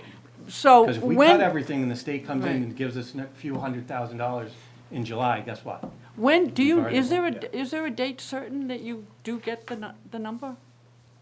We're gonna The find state out closes the budget. No. which No, number are you from- talking about? From the real sped, the 14%, that was just to prepare for, correct? No. No. They did it in October. Okay. And they didn't increase our sped funding by 14%. So there's a potential that our circuit breaker, and then if we go over a certain amount, we'll see an increase. We don't see that increase for 2 years. We don't see that until Okay. FY '25. And when we did meet with the legislators, they both told us there's nothing concrete on paper, there's nothing concrete in the plan, and that, like you said, like Senator said, write the governor, she's your best shot right now. Well, that's Yeah. not a plan, that's not, and again, the end result was not gonna come to us until the state finalizes their budget, which is due July 31st. Right, Okay. when it's due, That's when it's due. yeah. So Right. the letter writing was to attempt to get to them Before, before right. it's due. But they also said that they agreed that the formulas need to change, but nobody in that room had the power to do To that. do it, You know right. what I mean? Yep. I mean, So, the governor, news articles, the governor increased Chapter 70 education funding 10% in her budget. Melissa's getting an increase of what, 30,000? Right. 0.66%. Yeah, I know. Not even a percent. Less than 1%. No, the formulas have been an issue since the formula was contrived, and every year since I've been on the finance committee, our state reps have said we need to change the formula. It has never changed, it probably never will change, because it's something that is quite difficult to figure out to start with, and there's very few people that have a stomach to change it. It needs to change, I'm not saying it shouldn't. I'm just saying I live in a world of reality, I'm not counting on the formula changing. My only hope would be that there's another consideration for some, and it's gonna be a portion. I mean, it would never solve the whole thing. Right. For additional funding for the sped issues that every town in the Right. Commonwealth is facing. and just so that everyone here is aware, we're gonna be drafting a letter this week that we'll sign and start sending out. Now that we have all these numbers, we're going to get that together and get that So will out. that be after you make your decision on what your proposal is to go to town meeting? No, I think we're gonna start this week, because the numbers are the numbers. The issue is the issue. So are you gonna use Yes. 27 and a half? Yeah, Yes, we're saying unless, Okay. the solution needs Yep. to be this. I'm okay you know. with that, those are real numbers. And Yeah. If we're going I- for the worst possible scenario, that is the worst possible yeah, scenario. I want them to know the amounts that we're down Yeah. and why we're there, and somebody needs to do something. Yeah. So I will send that letter to whoever I can and hope that that's going to get some traction. But When- yeah. it's something. When does the House budget come out? Do we have a tentative date on that? The House budget is usually, it's usually the beginning to mid-April, and then the Senate's the end of April, or into May, actually, quite often with the Senate. And we usually don't get the governor's signature till right around the end of the fiscal year, the end of June, Yeah. beginning of if we're July. lucky, yeah. No, it just historically, the House is always a little bit more favorable than the governor, but, and then the Senate's a little more favorable than that, but it'd have to be a lot more favorable to make a difference, you know? I mean, even the supplemental budget that she put out Yeah. last week didn't touch this at all. Right. Right. I mean, the biggest problem here is really the Chapter 70 aid, which was mentioned, that we're one of 119 minimum Yeah. aid communities that only receive $30 per student. And even though Chapter 78 went up by $500 million this year, 119 communities combined are only getting $7 million in additional funds. So Yeah. that's the key issue, is that the additional state aid is not coming here. No. So we're kind of left on our own to deal with these issues. So any further questions from the board? I think it spelled out what I needed to see. It did go, the COVID salaries was answered, the positions and the detailed cost, well, we don't know the names and we should never know the names. We have it on good authority they Yep. exist. Same thing with the, same thing with the cuts that are going to be made. They exist. We aren't privy to who they are, nor should we be, but they exist, and the elected representatives for the schools know what they are. Absolutely. Yeah. Okay, so are you guys good for now, then? I think that's enough. Yeah, that's enough, okay. All right, We are going to FinCom on Wednesday as Yes. well. As So are we there'll be- probably. Huh? We'll be there too, I think. And there'll be more time for, if anyone has questions. We also have a meeting tomorrow. It's a three nights this week. so, I don't know if you want to. tell say me, two weeks in a row. the school, do you have quorum now?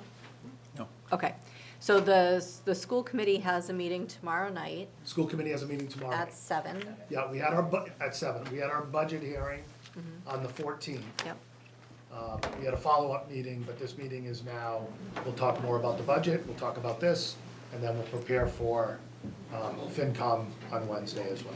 and it's correct to say that you have a public comment period. We do it every meeting, at the Yes. very beginning, yes. So folks can come to the meeting if they wish, sign in for public comment, Yep, and, okay, so if people are coming, yes. we have 3 kids coming in for science fair projects, but that won't be for the long time, but we bumped them the last meeting, so there'll be about 10 minutes of the first part of the meeting will be science fair projects, which will be entertaining. Okay, And then we'll move to the heart of budget. And yes, people can sign in. okay. I might go for the science fair portion and then leave. That's probably gonna be the best part, to be honest. Okay, so before I start public comment, I just would like, yeah, want us you to move guys, back? yep, you can move back. Before I start public comment, I just want to get a feel for the volume of people that are planning to speak. So if you're planning to speak this evening, could you please raise your hand for me? Not too bad. All right, so all right, so what I'm going to ask is if you can keep your statements to roughly a 3-minute timeframe, so that we can make sure we can get through everybody. And we'll start with Mr. Berube. Good evening. Thank you, Madam Chair. Pete Berube, 8 Rose Road. I'm Chair of the Finance Committee. I would implore the school committee and the select board committee, the select board, to really think about the timeline that is before us in terms of there are difficult decisions to be made, and really the ball now, I believe, is in your court to select from how much funding is going to go from a town budget to be allocated to help bridge this gap.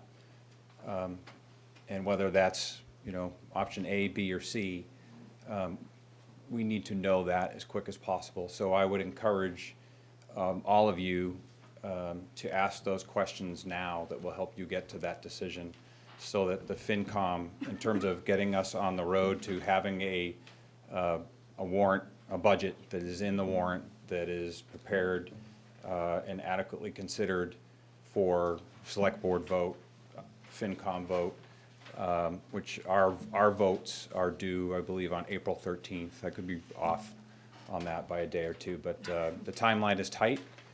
I understand that the questions that are and the solutions are uncomfortable. I believe we're choosing between the least of evils. There's no good answer. I don't know if there's the opportunity for the select board and the school committee to meet in executive session so that you can have those frank discussions that shouldn't be had in public. The FinCom does not. We will be voting on the budget that you propose.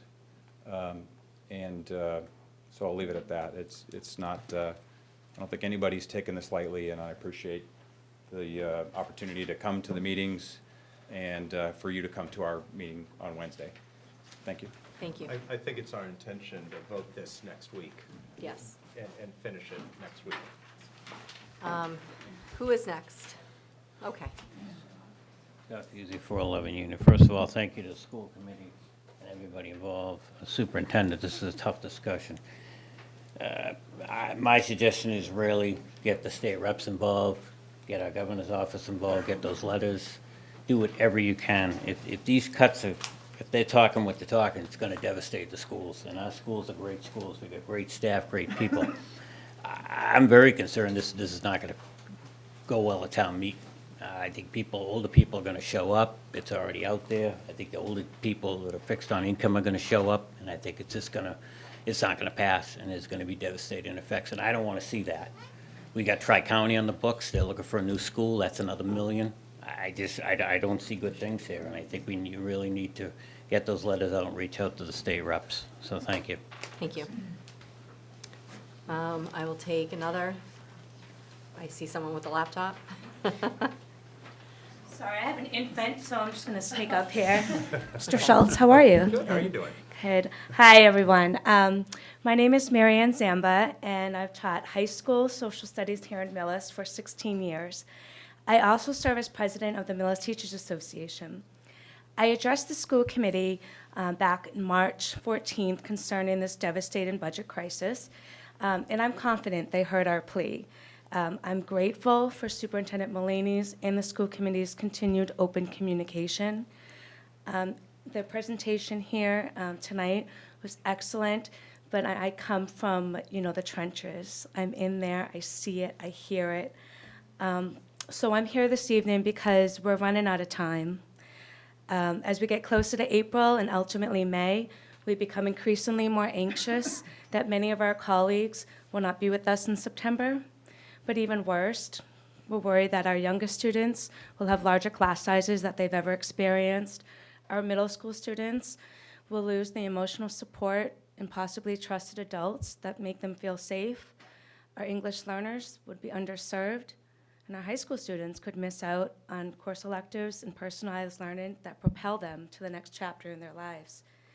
So, as alluded to earlier, for the past couple of weeks, my colleagues and I have been emailing our legislators on Beacon Hill, and we've been continuing to encourage others to do the same. I actually had a Zoom call earlier this evening with Senator Becca Rausch, who assured us that she's going to do everything in her power to help us.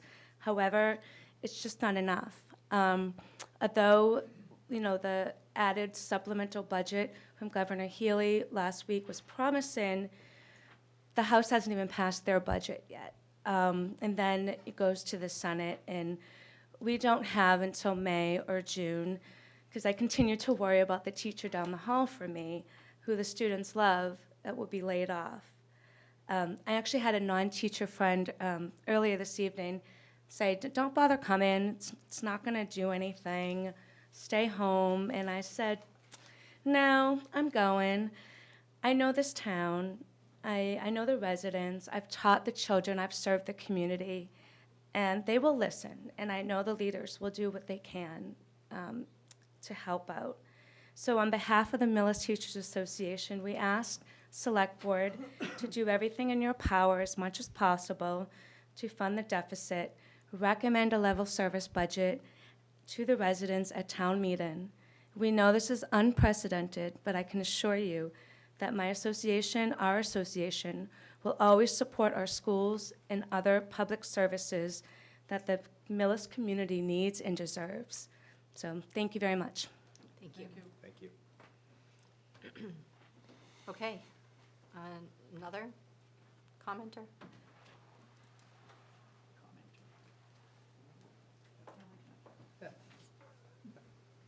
Good evening, I'm Lauren Barnes. I've lived in Millis since 1987, and I'm a former member of the Select Board.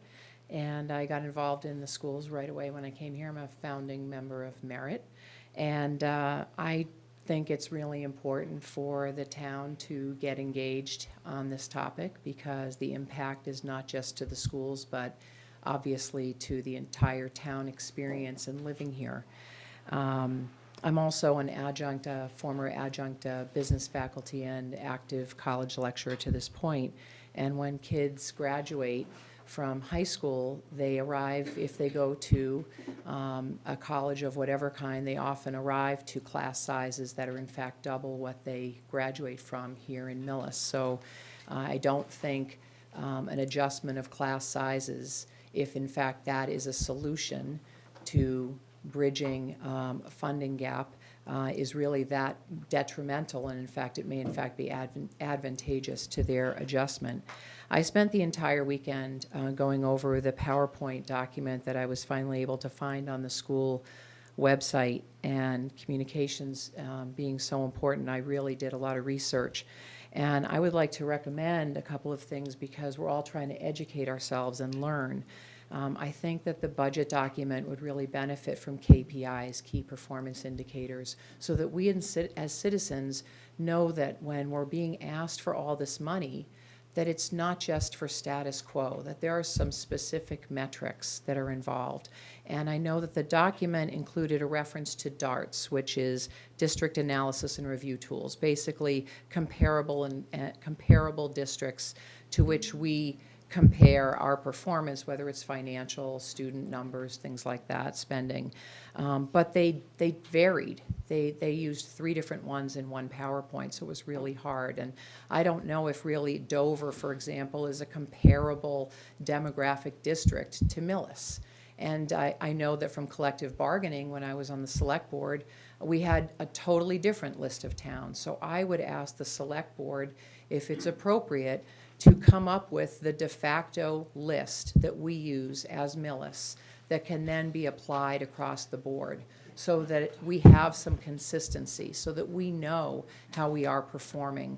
Because when you compare apples and oranges, it's absolutely impossible to do. ClearGov, we spend somewhere in the neighborhood of $10,000 a year on that, so that again, I tried to learn from that to see how does Millis stack up against other school programs and other communities of our approximate size. But the data that's in there is 2019.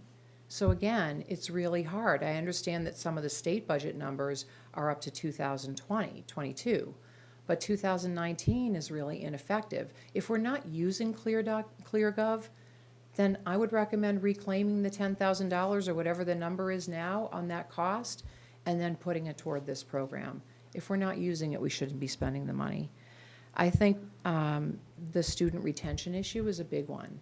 When you look at the PowerPoint that I looked at, between the private schools, the option to go to out-of-district schools, the numbers are huge. If a key performance indicator is to retain students, as it would be in business, to retain and satisfy customers, I think we need to look at what are we doing programmatically that is causing us to lose so many students. The school choice formula, as you know, we get $5,000 in the door, but then we have numbers that say it costs us over $18,000 per pupil to educate. I mean, on paper, it just doesn't sound at all logical. So I think we should look at school choice as a business decision each and every year and be really critical about whether or not that makes sense for Millis. I'm going to have to ask you to start wrapping up. Yep. I think it would be really helpful for citizens to see 3 different scenarios so that we know what's going to happen with best case, worst case, and something in the middle, and what the impacts would be to the whole town. Thank you. Thank you. Thank you.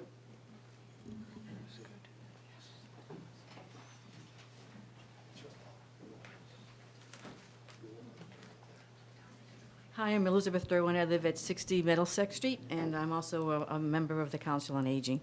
Everyone on the council is very sympathetic to this situation, and we understand in the next week you have some very difficult decisions to make.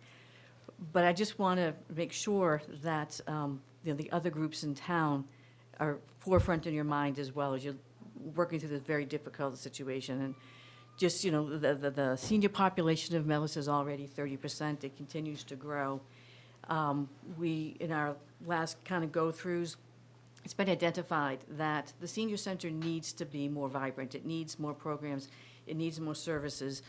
And as our 55-plus population continues to grow, we need to get going there. And we've submitted a budget, which has a modest increase to it, but it does include, bringing us up to a staff that we think that we need to make some improvements. And what we just want to make sure is that you keep this in the forefront as you're going through this. But one thing that's just a bit unique to the Council on Aging at this point right now is that we are going to begin a search for a new director. And if you look at how long directors stay in towns, it's a decade-long type of an arrangement usually. It's not something that's quick and is going. And as we look for someone that can help us continue to move forward, staffing is going to be an important ingredient to potential candidates. And, the candidates we're looking for are vibrant people looking to help us to improve, and they're going to want to know what kind of help that they can get to make that going on. So as we're right at this crossroads of finding a new director, what the staff is going to be an important ingredient to the best candidates choosing Millis. Thank you. Thank you.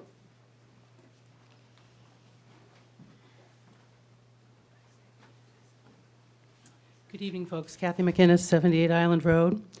I wish to, Superintendent Mullaney is here, and on March 23rd, Madam Chair, I sent a letter to the superintendent with a subject line of FY13 up to including March 1, 2023, staffing history. Dear Superintendent Mullaney, I am Kathy McInnes, a member of the Finance Committee. I would like a breakdown as to staffing history during the timeline noted above, including job title and description, source of funding, benefits received, and costs related thereto of each staff member. Thank you very much.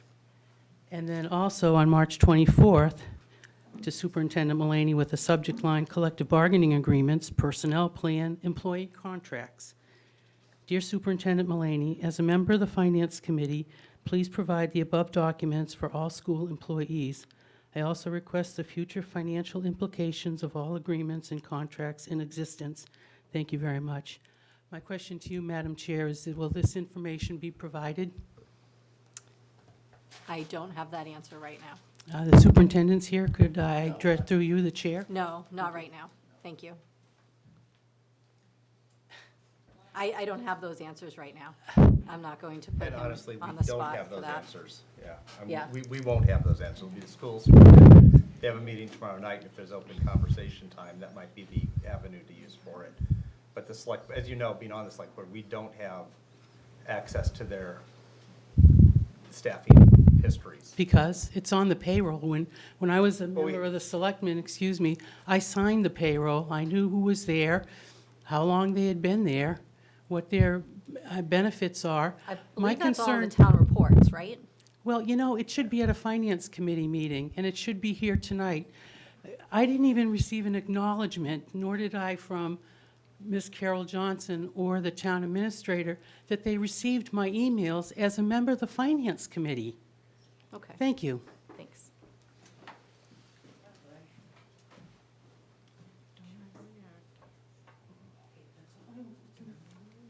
Excuse me for 1 second.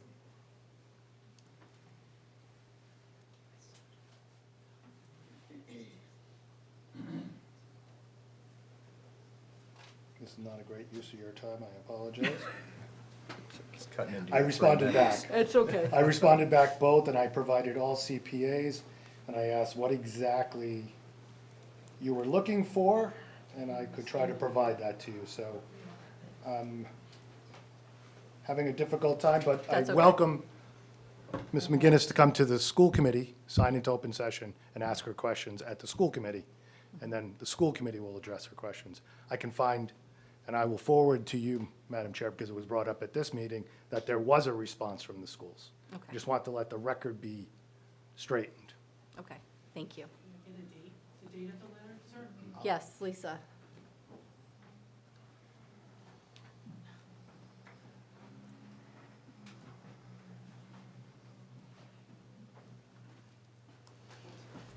Lisa Harden, 56 Walnut Street.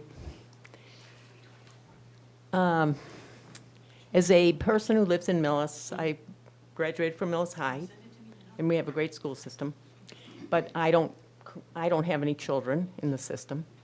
My partner has 2 adult special ed children that did get special ed stuff, not in Millis. But I think it would be helpful in terms of trying to persuade the general population who aren't familiar with the costs of educating both special ed students and regular students. What the costs are, like, I'm not expecting answers right now. How many special ed students do we have that we're obligated to educate? I don't have any problem with educating them or the mandate or whatever. I just have no idea why it costs as much as it does, as opposed to how much it costs. I know it costs like, I don't know, 15,000. Somebody said 18,000 to all the costs rolled in to educate the regular students. And what the effect is on however many special ed students, you know, fulfilling their needs, and how it impacts the education of really the vast majority, I think, probably, of the students. And it might be something, you know, you could include in your letter or something. I mean, it just seems from somebody who doesn't really have any specific numbers, and that this mandate, which obviously we're not going to fix in the next month, but this mandate is making us, making most of the students, their education experience less in order to fulfill the needs of the special ed students, which is very expensive, and I understand that because they have to have like the one-on-one teachers. But I think it would just be helpful to those of us who don't know very much about the costs when you're trying to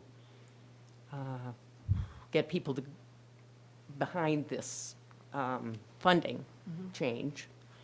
If we could have more specific information, like what the costs are and how many students we're talking about.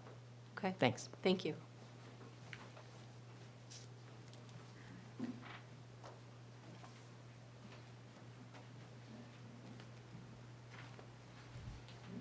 Hello, my name is Shana Canistrari. My address is 9 Pearl Street. I have 2 young children. One is in 2nd grade at Clyde Brown, and I have a son who will be entering kindergarten in the fall. And I am one of the parents who has been emailing state representatives this past week, begging them for help for our teachers and for our school districts. And the lack of funding for special education needs is an emergency, and this is across the state. It's across, obviously, the country, but across our state, and all of the towns are dealing with it. We just happen to be a small town. And so for us, I mean, these children who need special education, they're still our children, our Millis kids, and they deserve everything that they need. And at the same time, our children that do not need as many services are going to end up suffering due to an unfunded mandate, basically. And it's going to have services cut across our schools in Millicent. And the worst case scenario, I don't think it could be spelled out any more clear, honestly, of what that would do with those 3 options that we saw. Through the years, the Millis teachers have built a successful, competitive educational program. Families are moving to this town for our schools. And that's the reason I moved, and everyone that you hear, the Millis schools, the Millis schools. And the children in the school system here are fortunate to be surrounded by hardworking, dedicated, and exceptionally caring teachers. During COVID times, these teachers worked tirelessly to maintain a high standard of education for their students. while ensuring each student felt connected and cared for through Zoom, showing up at your house, talking to them through a window screen when they saw that they had a tough day on Zoom. The teachers provided educational and emotional support day after day, even connecting when they could see that it's just crazy in the background when you have a toddler who is trying to torture the kindergartner who is experiencing her first year in elementary school on Zoom, and just reaching out to say, are you okay? All the while caring for their own families during a pandemic. Post-pandemic, these teachers have welcomed children back into their classrooms and with support and love to just help them move forward. And I have volunteered as librarian, and I see these children. They are socially and emotionally hurt from those years, as everyone on the planet is, and as families are. It did so much damage, and these children are hurting. And the children have just been through so much these past few years, and the teachers that they spend the majority of their day with are one of the largest parts of their support system. Having to let go of even one of these teachers, especially in such a small school district, would be detrimental to all of the students. The Millis teachers do not deserve to be facing layoffs, and their students do not deserve to face reduction in services due to an unfair and unreasonable tuition increase. Please stand up and support your school district and the teachers by voting to approve the funding that's needed while the town and other towns across the state work with the representatives to find relief funding. Because otherwise, 27.5, 7, 17, it will be detrimental. Thank you. Thank you.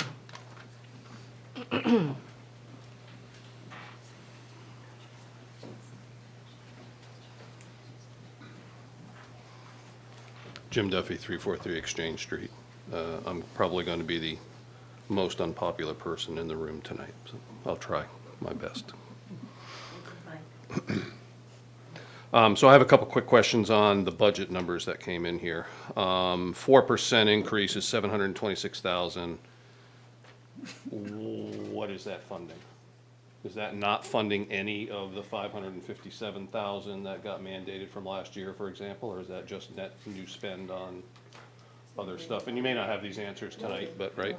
Yeah. So that's a question. Okay. And the $557,000, that's in place, that spend? It's a little hard to follow this and didn't have enough time to study it, so.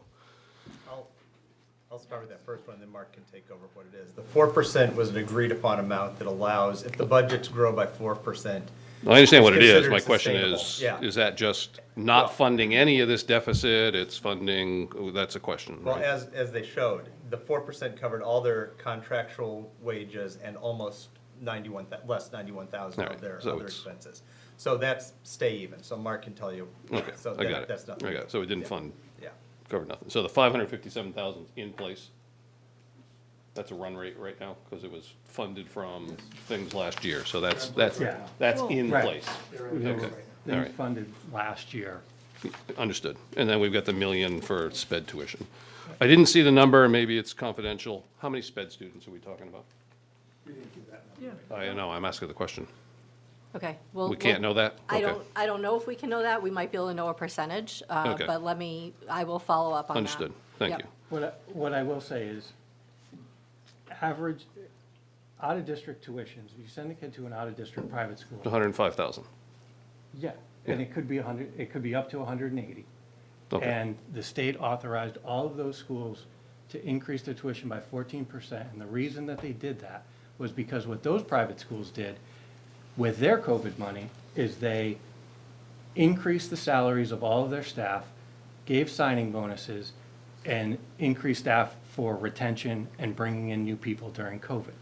Then, when they ran out of COVID money, they turned to the state and said, in order for us to meet all our obligations, all of our contracts, we need a 14% increase to offset the loss of the federal government money.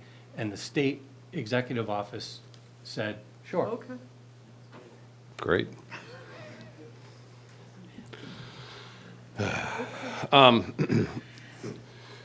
Is SPED, is that really an organization at the state? Is that the legislature? Who's actually given us these mandates? Is there an organization there that It's defines? defined by the IEPs, individualized education plan. Yeah. It's mandated by Yeah. law. Okay, Federal- understood, but federal my and point state- is, they said you gotta go hire this person, right? So is that? So yes, So, that's so my the part- position is, sped is the problem, and we need to attack the problem, Well, in layman's terms, right? We need to deal the with the the problem. funding of special education is the problem, correct? Okay, that's the problem that The results lack of from funding. people providing mandates. And somebody made the comment, and I agree. The needs of the few are far outweighing the needs of the many. All right, we're spending. You're getting All- close to all- being unpopular, Jim. Whatever. It's not me, it's the problem, right? So we spend $1 million in out of district.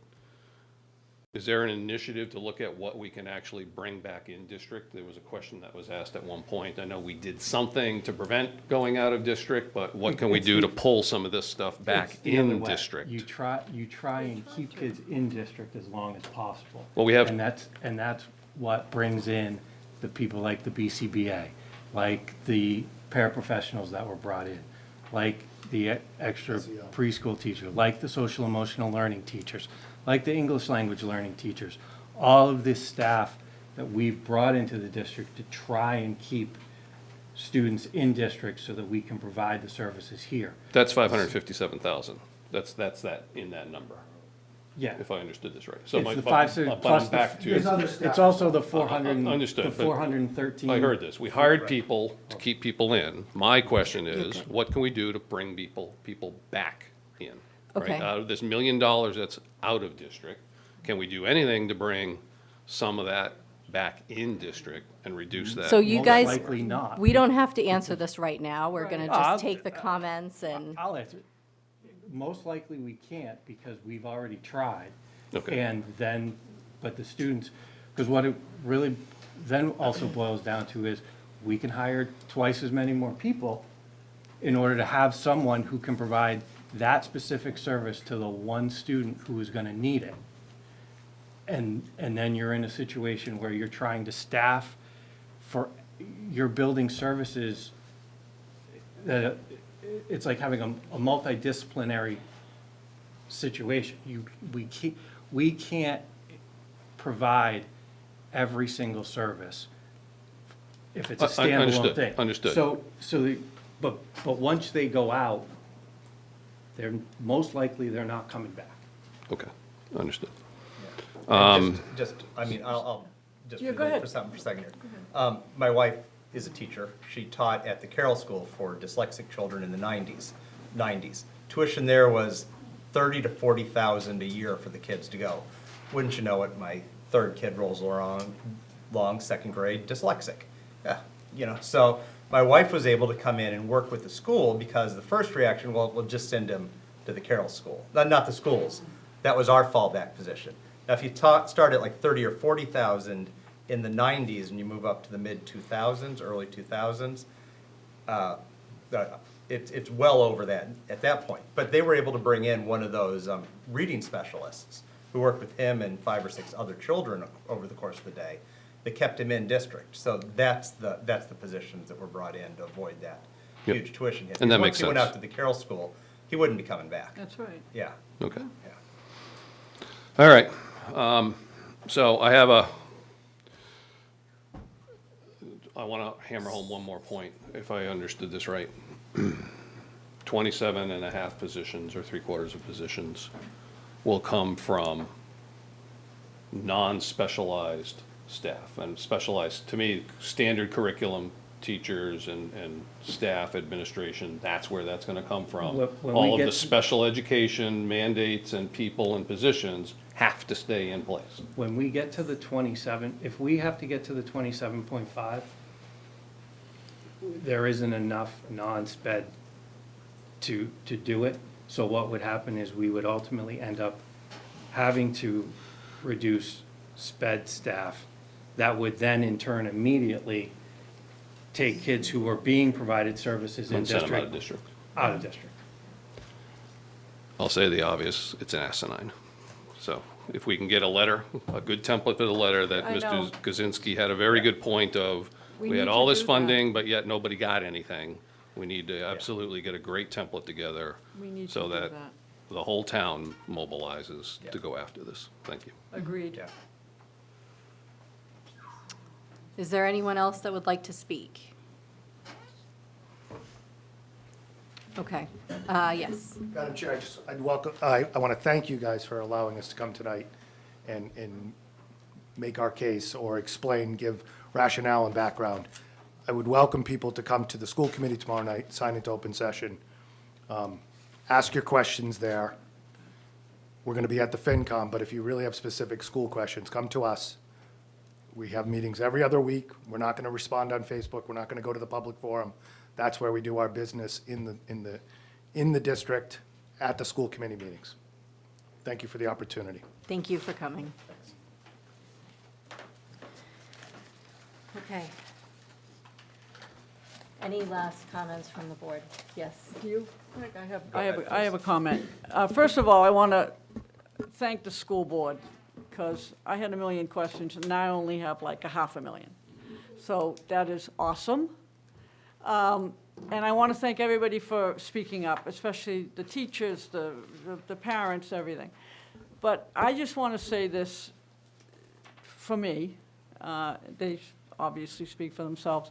This is tough, right?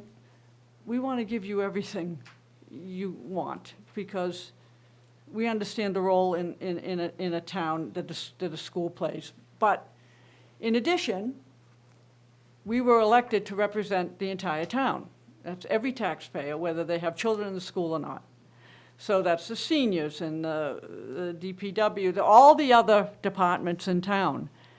And if we were to give every available shekel, then other departments, it would be to the exclusion of other departments. So it's a balancing act. And we are going to do our best to satisfy the town, of which the school is the largest piece. And we get that, and we appreciate all the advocacy from the school. You guys are great for that. And also the advocacy from every other department in town. So, again, appreciate it all, and we are really going to work on this, right? And I'd like to echo the thanks for coming in and presenting. This was very clear. It was easy to follow. I did get it. It's on a piece of paper. I can look back on it. I think that, as you said, as Mark said, this is only a bridge. I mean, we cannot solve this problem this way. It would be a 1-year, try to solve it next year through some other means, whether the state finally gets its act together on it, whatever the solution is. But let's not kid anybody. We're not going to be able to do this ever again. It gets you 1 year on it, if we can even do that. I would not add to any departments in the town if any department in the town is facing huge cuts. It just doesn't make sense to add staff when we're making cuts in another department. I've always believed that. I've always said that, whether it was adding to the police and cutting the schools, or cutting the schools and cutting the police and adding the schools. I wouldn't do that. I wouldn't go back into any of the departments and make cuts to fund this either. We're in a position where with the money that we've allocated this year, the town can get by with no additions and no cuts to the budget. So that puts the problem squarely on what can we do to fund the school and try to keep it as equitable as possible. But you know, it's a big number, and it's a one-time solution at best. So I too would like to thank everybody for coming out tonight, especially the school committee and everyone that came out to speak. I appreciate all of you, and everyone had some really good points to make. I anticipate that we're going to obviously put great thought into this, and on Monday, we will be discussing and voting as to what our plan will be to propose moving forward for town meeting. Yeah, it's definitely a tough situation. I think we all understand that. So,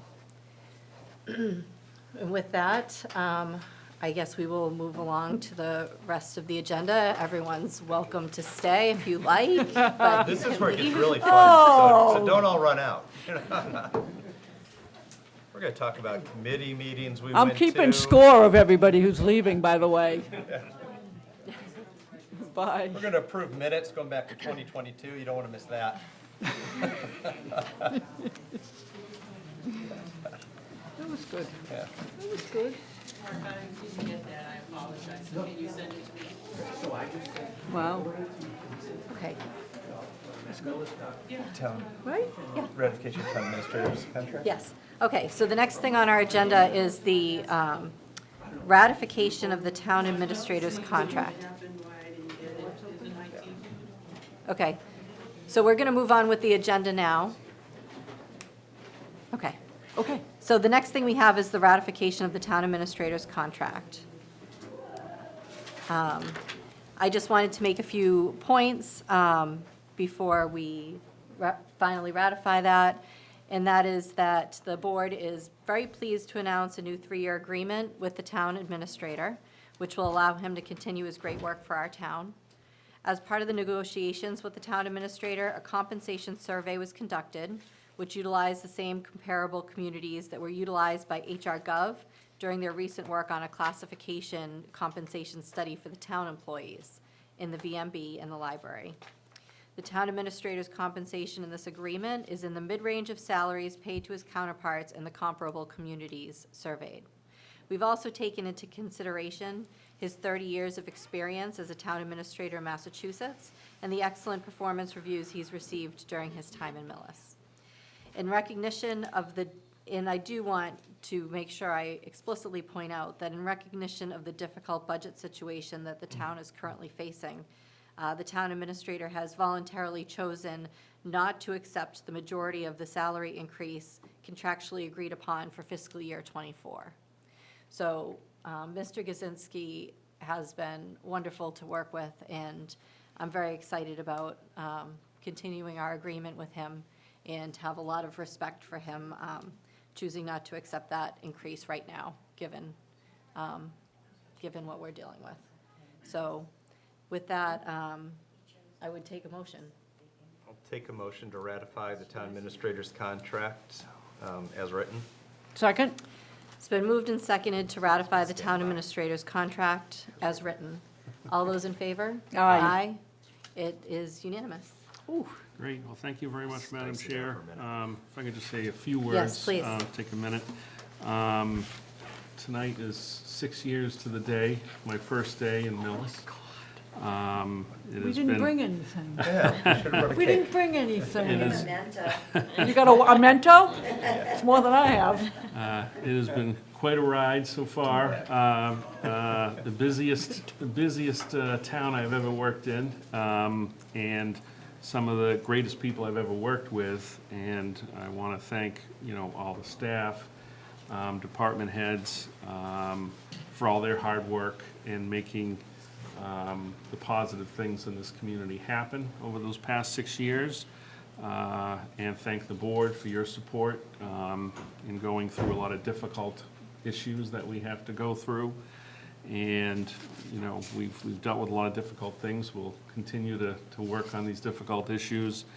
I'm excited for the years ahead, and I look forward to continuing working with you, department staff, and serving the people of the community. So just want to thank you for your support, and thank you for putting your trust in me and the administration and moving this forward. So thank you again, and we'll keep on working.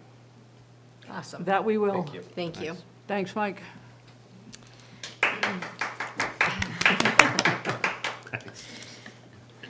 Okay, so next we have board and committee liaison updates. Do you guys have anything? I do. I always do. You I always think I'm the do. only one that I have doesn't. something. Seriously, I I know, have it's something. probably a fake. You just gave me all of them and said, this is what the new person does. I went to the CPC, the Community Preservation Committee, and I didn't meet any meetings. They meet like once every 3 months. But they did do one thing, they approved $34,000 to the Oak Grove Trail improvements. Nice. So they're very excited about that. And then I went to Charles River, your favorite place. Yes. And there's nothing to report because all they did was go over their budget. So, but it was good. How about you? I also went to the CPC, but a Yours- different one. Yes. Because we don't get creative with names. I went to the Capital Planning Committee. We talked about items, started prioritizing them. Were rudely interrupted because of Zoom, and then we are meeting again Thursday night, so, right? Oh, that was the No, you're not on it infamous, anymore, yeah. was that the infamous Yes, it was. Zoom meeting? Yeah. So we're meeting again on Thursday, finalize everything. I think we'll be done then, so. Awesome. It is Thursday, right? Somebody It's here Thursday. confirm me. Yeah, please, okay. And I had a PBC meeting. Not a Ellen, CPC. Ellen attended, no, PBC. Oh, yeah, I did. Yep. Yeah. Discussion was about the Lansing building and intentions for that and condition and so forth. And we also talked about the town hall needs. We need to get on the agenda another discussion about the Lansing building so that we make a concrete decision on what our intentions are with that building, so that we can give them explicit direction. I'd like to amend my previous statements. I also went to an economic development committee. This isn't, this isn't a contest. I know, Craig. but everybody else had two. I so- know, I'm just saying. The EDC, the the EDC, we discussed the Lansing building as well, and it's a hot topic. And we talked about some of the other areas in town for some grant funding that we have available there. Okay. Wow. Anything else, Craig? I know, really. No, I'm done. One more and you beat us, so, Okay. No, I just want to be right up there with All you. right. All right. The next thing we have is the water and sewer commitment. Yes, Madam Chair, in the board's packet is the water and sewer commitment to the collector for February of 2023 for a total amount of $415.11, and I'm requesting that the board approve the commitment to the collector. I'll make a motion to approve the water sewer commitment for, what am I looking at here? February, for $415.11. Second? Hardly seems It's been moved and seconded to approve the water and sewer commitment to the collector for February 2023 in the amount of $415.11. All those in favor? Aye. Aye. Motion carries unanimously. Thank you. The next thing we have are 3 sets of draft minutes. There's a typo. There is a typo. The 313 is from '23. Oh, okay, yeah, okay, yep. It says It's right on the 23. agenda. It's right on the agenda, but it's not wrong. right. Oh, packet. got it. Yeah, Got it. okay. Make a motion to approve 3 sets of minutes, one for 3/13/2023, one for 3/14/2022, and one for 2/28/2022. Second? It's been moved and seconded to approve the draft minutes as noted. All those in favor? Aye. Aye. Motion carries unanimously. All All right, right. the next thing. Are yeah. we done with the 2022 ones yet? Don't ask. Almost. Serious? But then we have all of 2021 complete. We just need, Wait till you hear about 1867. We weren't even a town yet, but we got minutes. Oh, my God. yeah. All right, so the last thing we're going to do is, I'm going to make a motion to adjourn to executive session.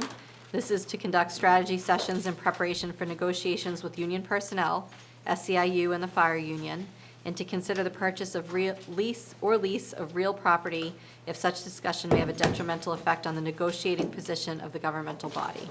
Once we emerge from executive session, it will be just for the purpose of adjournment. Do I have a second? Second. It's been moved and seconded to go into executive session. I'll poll the board. Ellen? Aye. Craig? Aye. And I'm an aye. Thank you, everybody, and thank you, Millis Community Media. We appreciate you. Thank you. Can I just end it now? Yeah. Yep.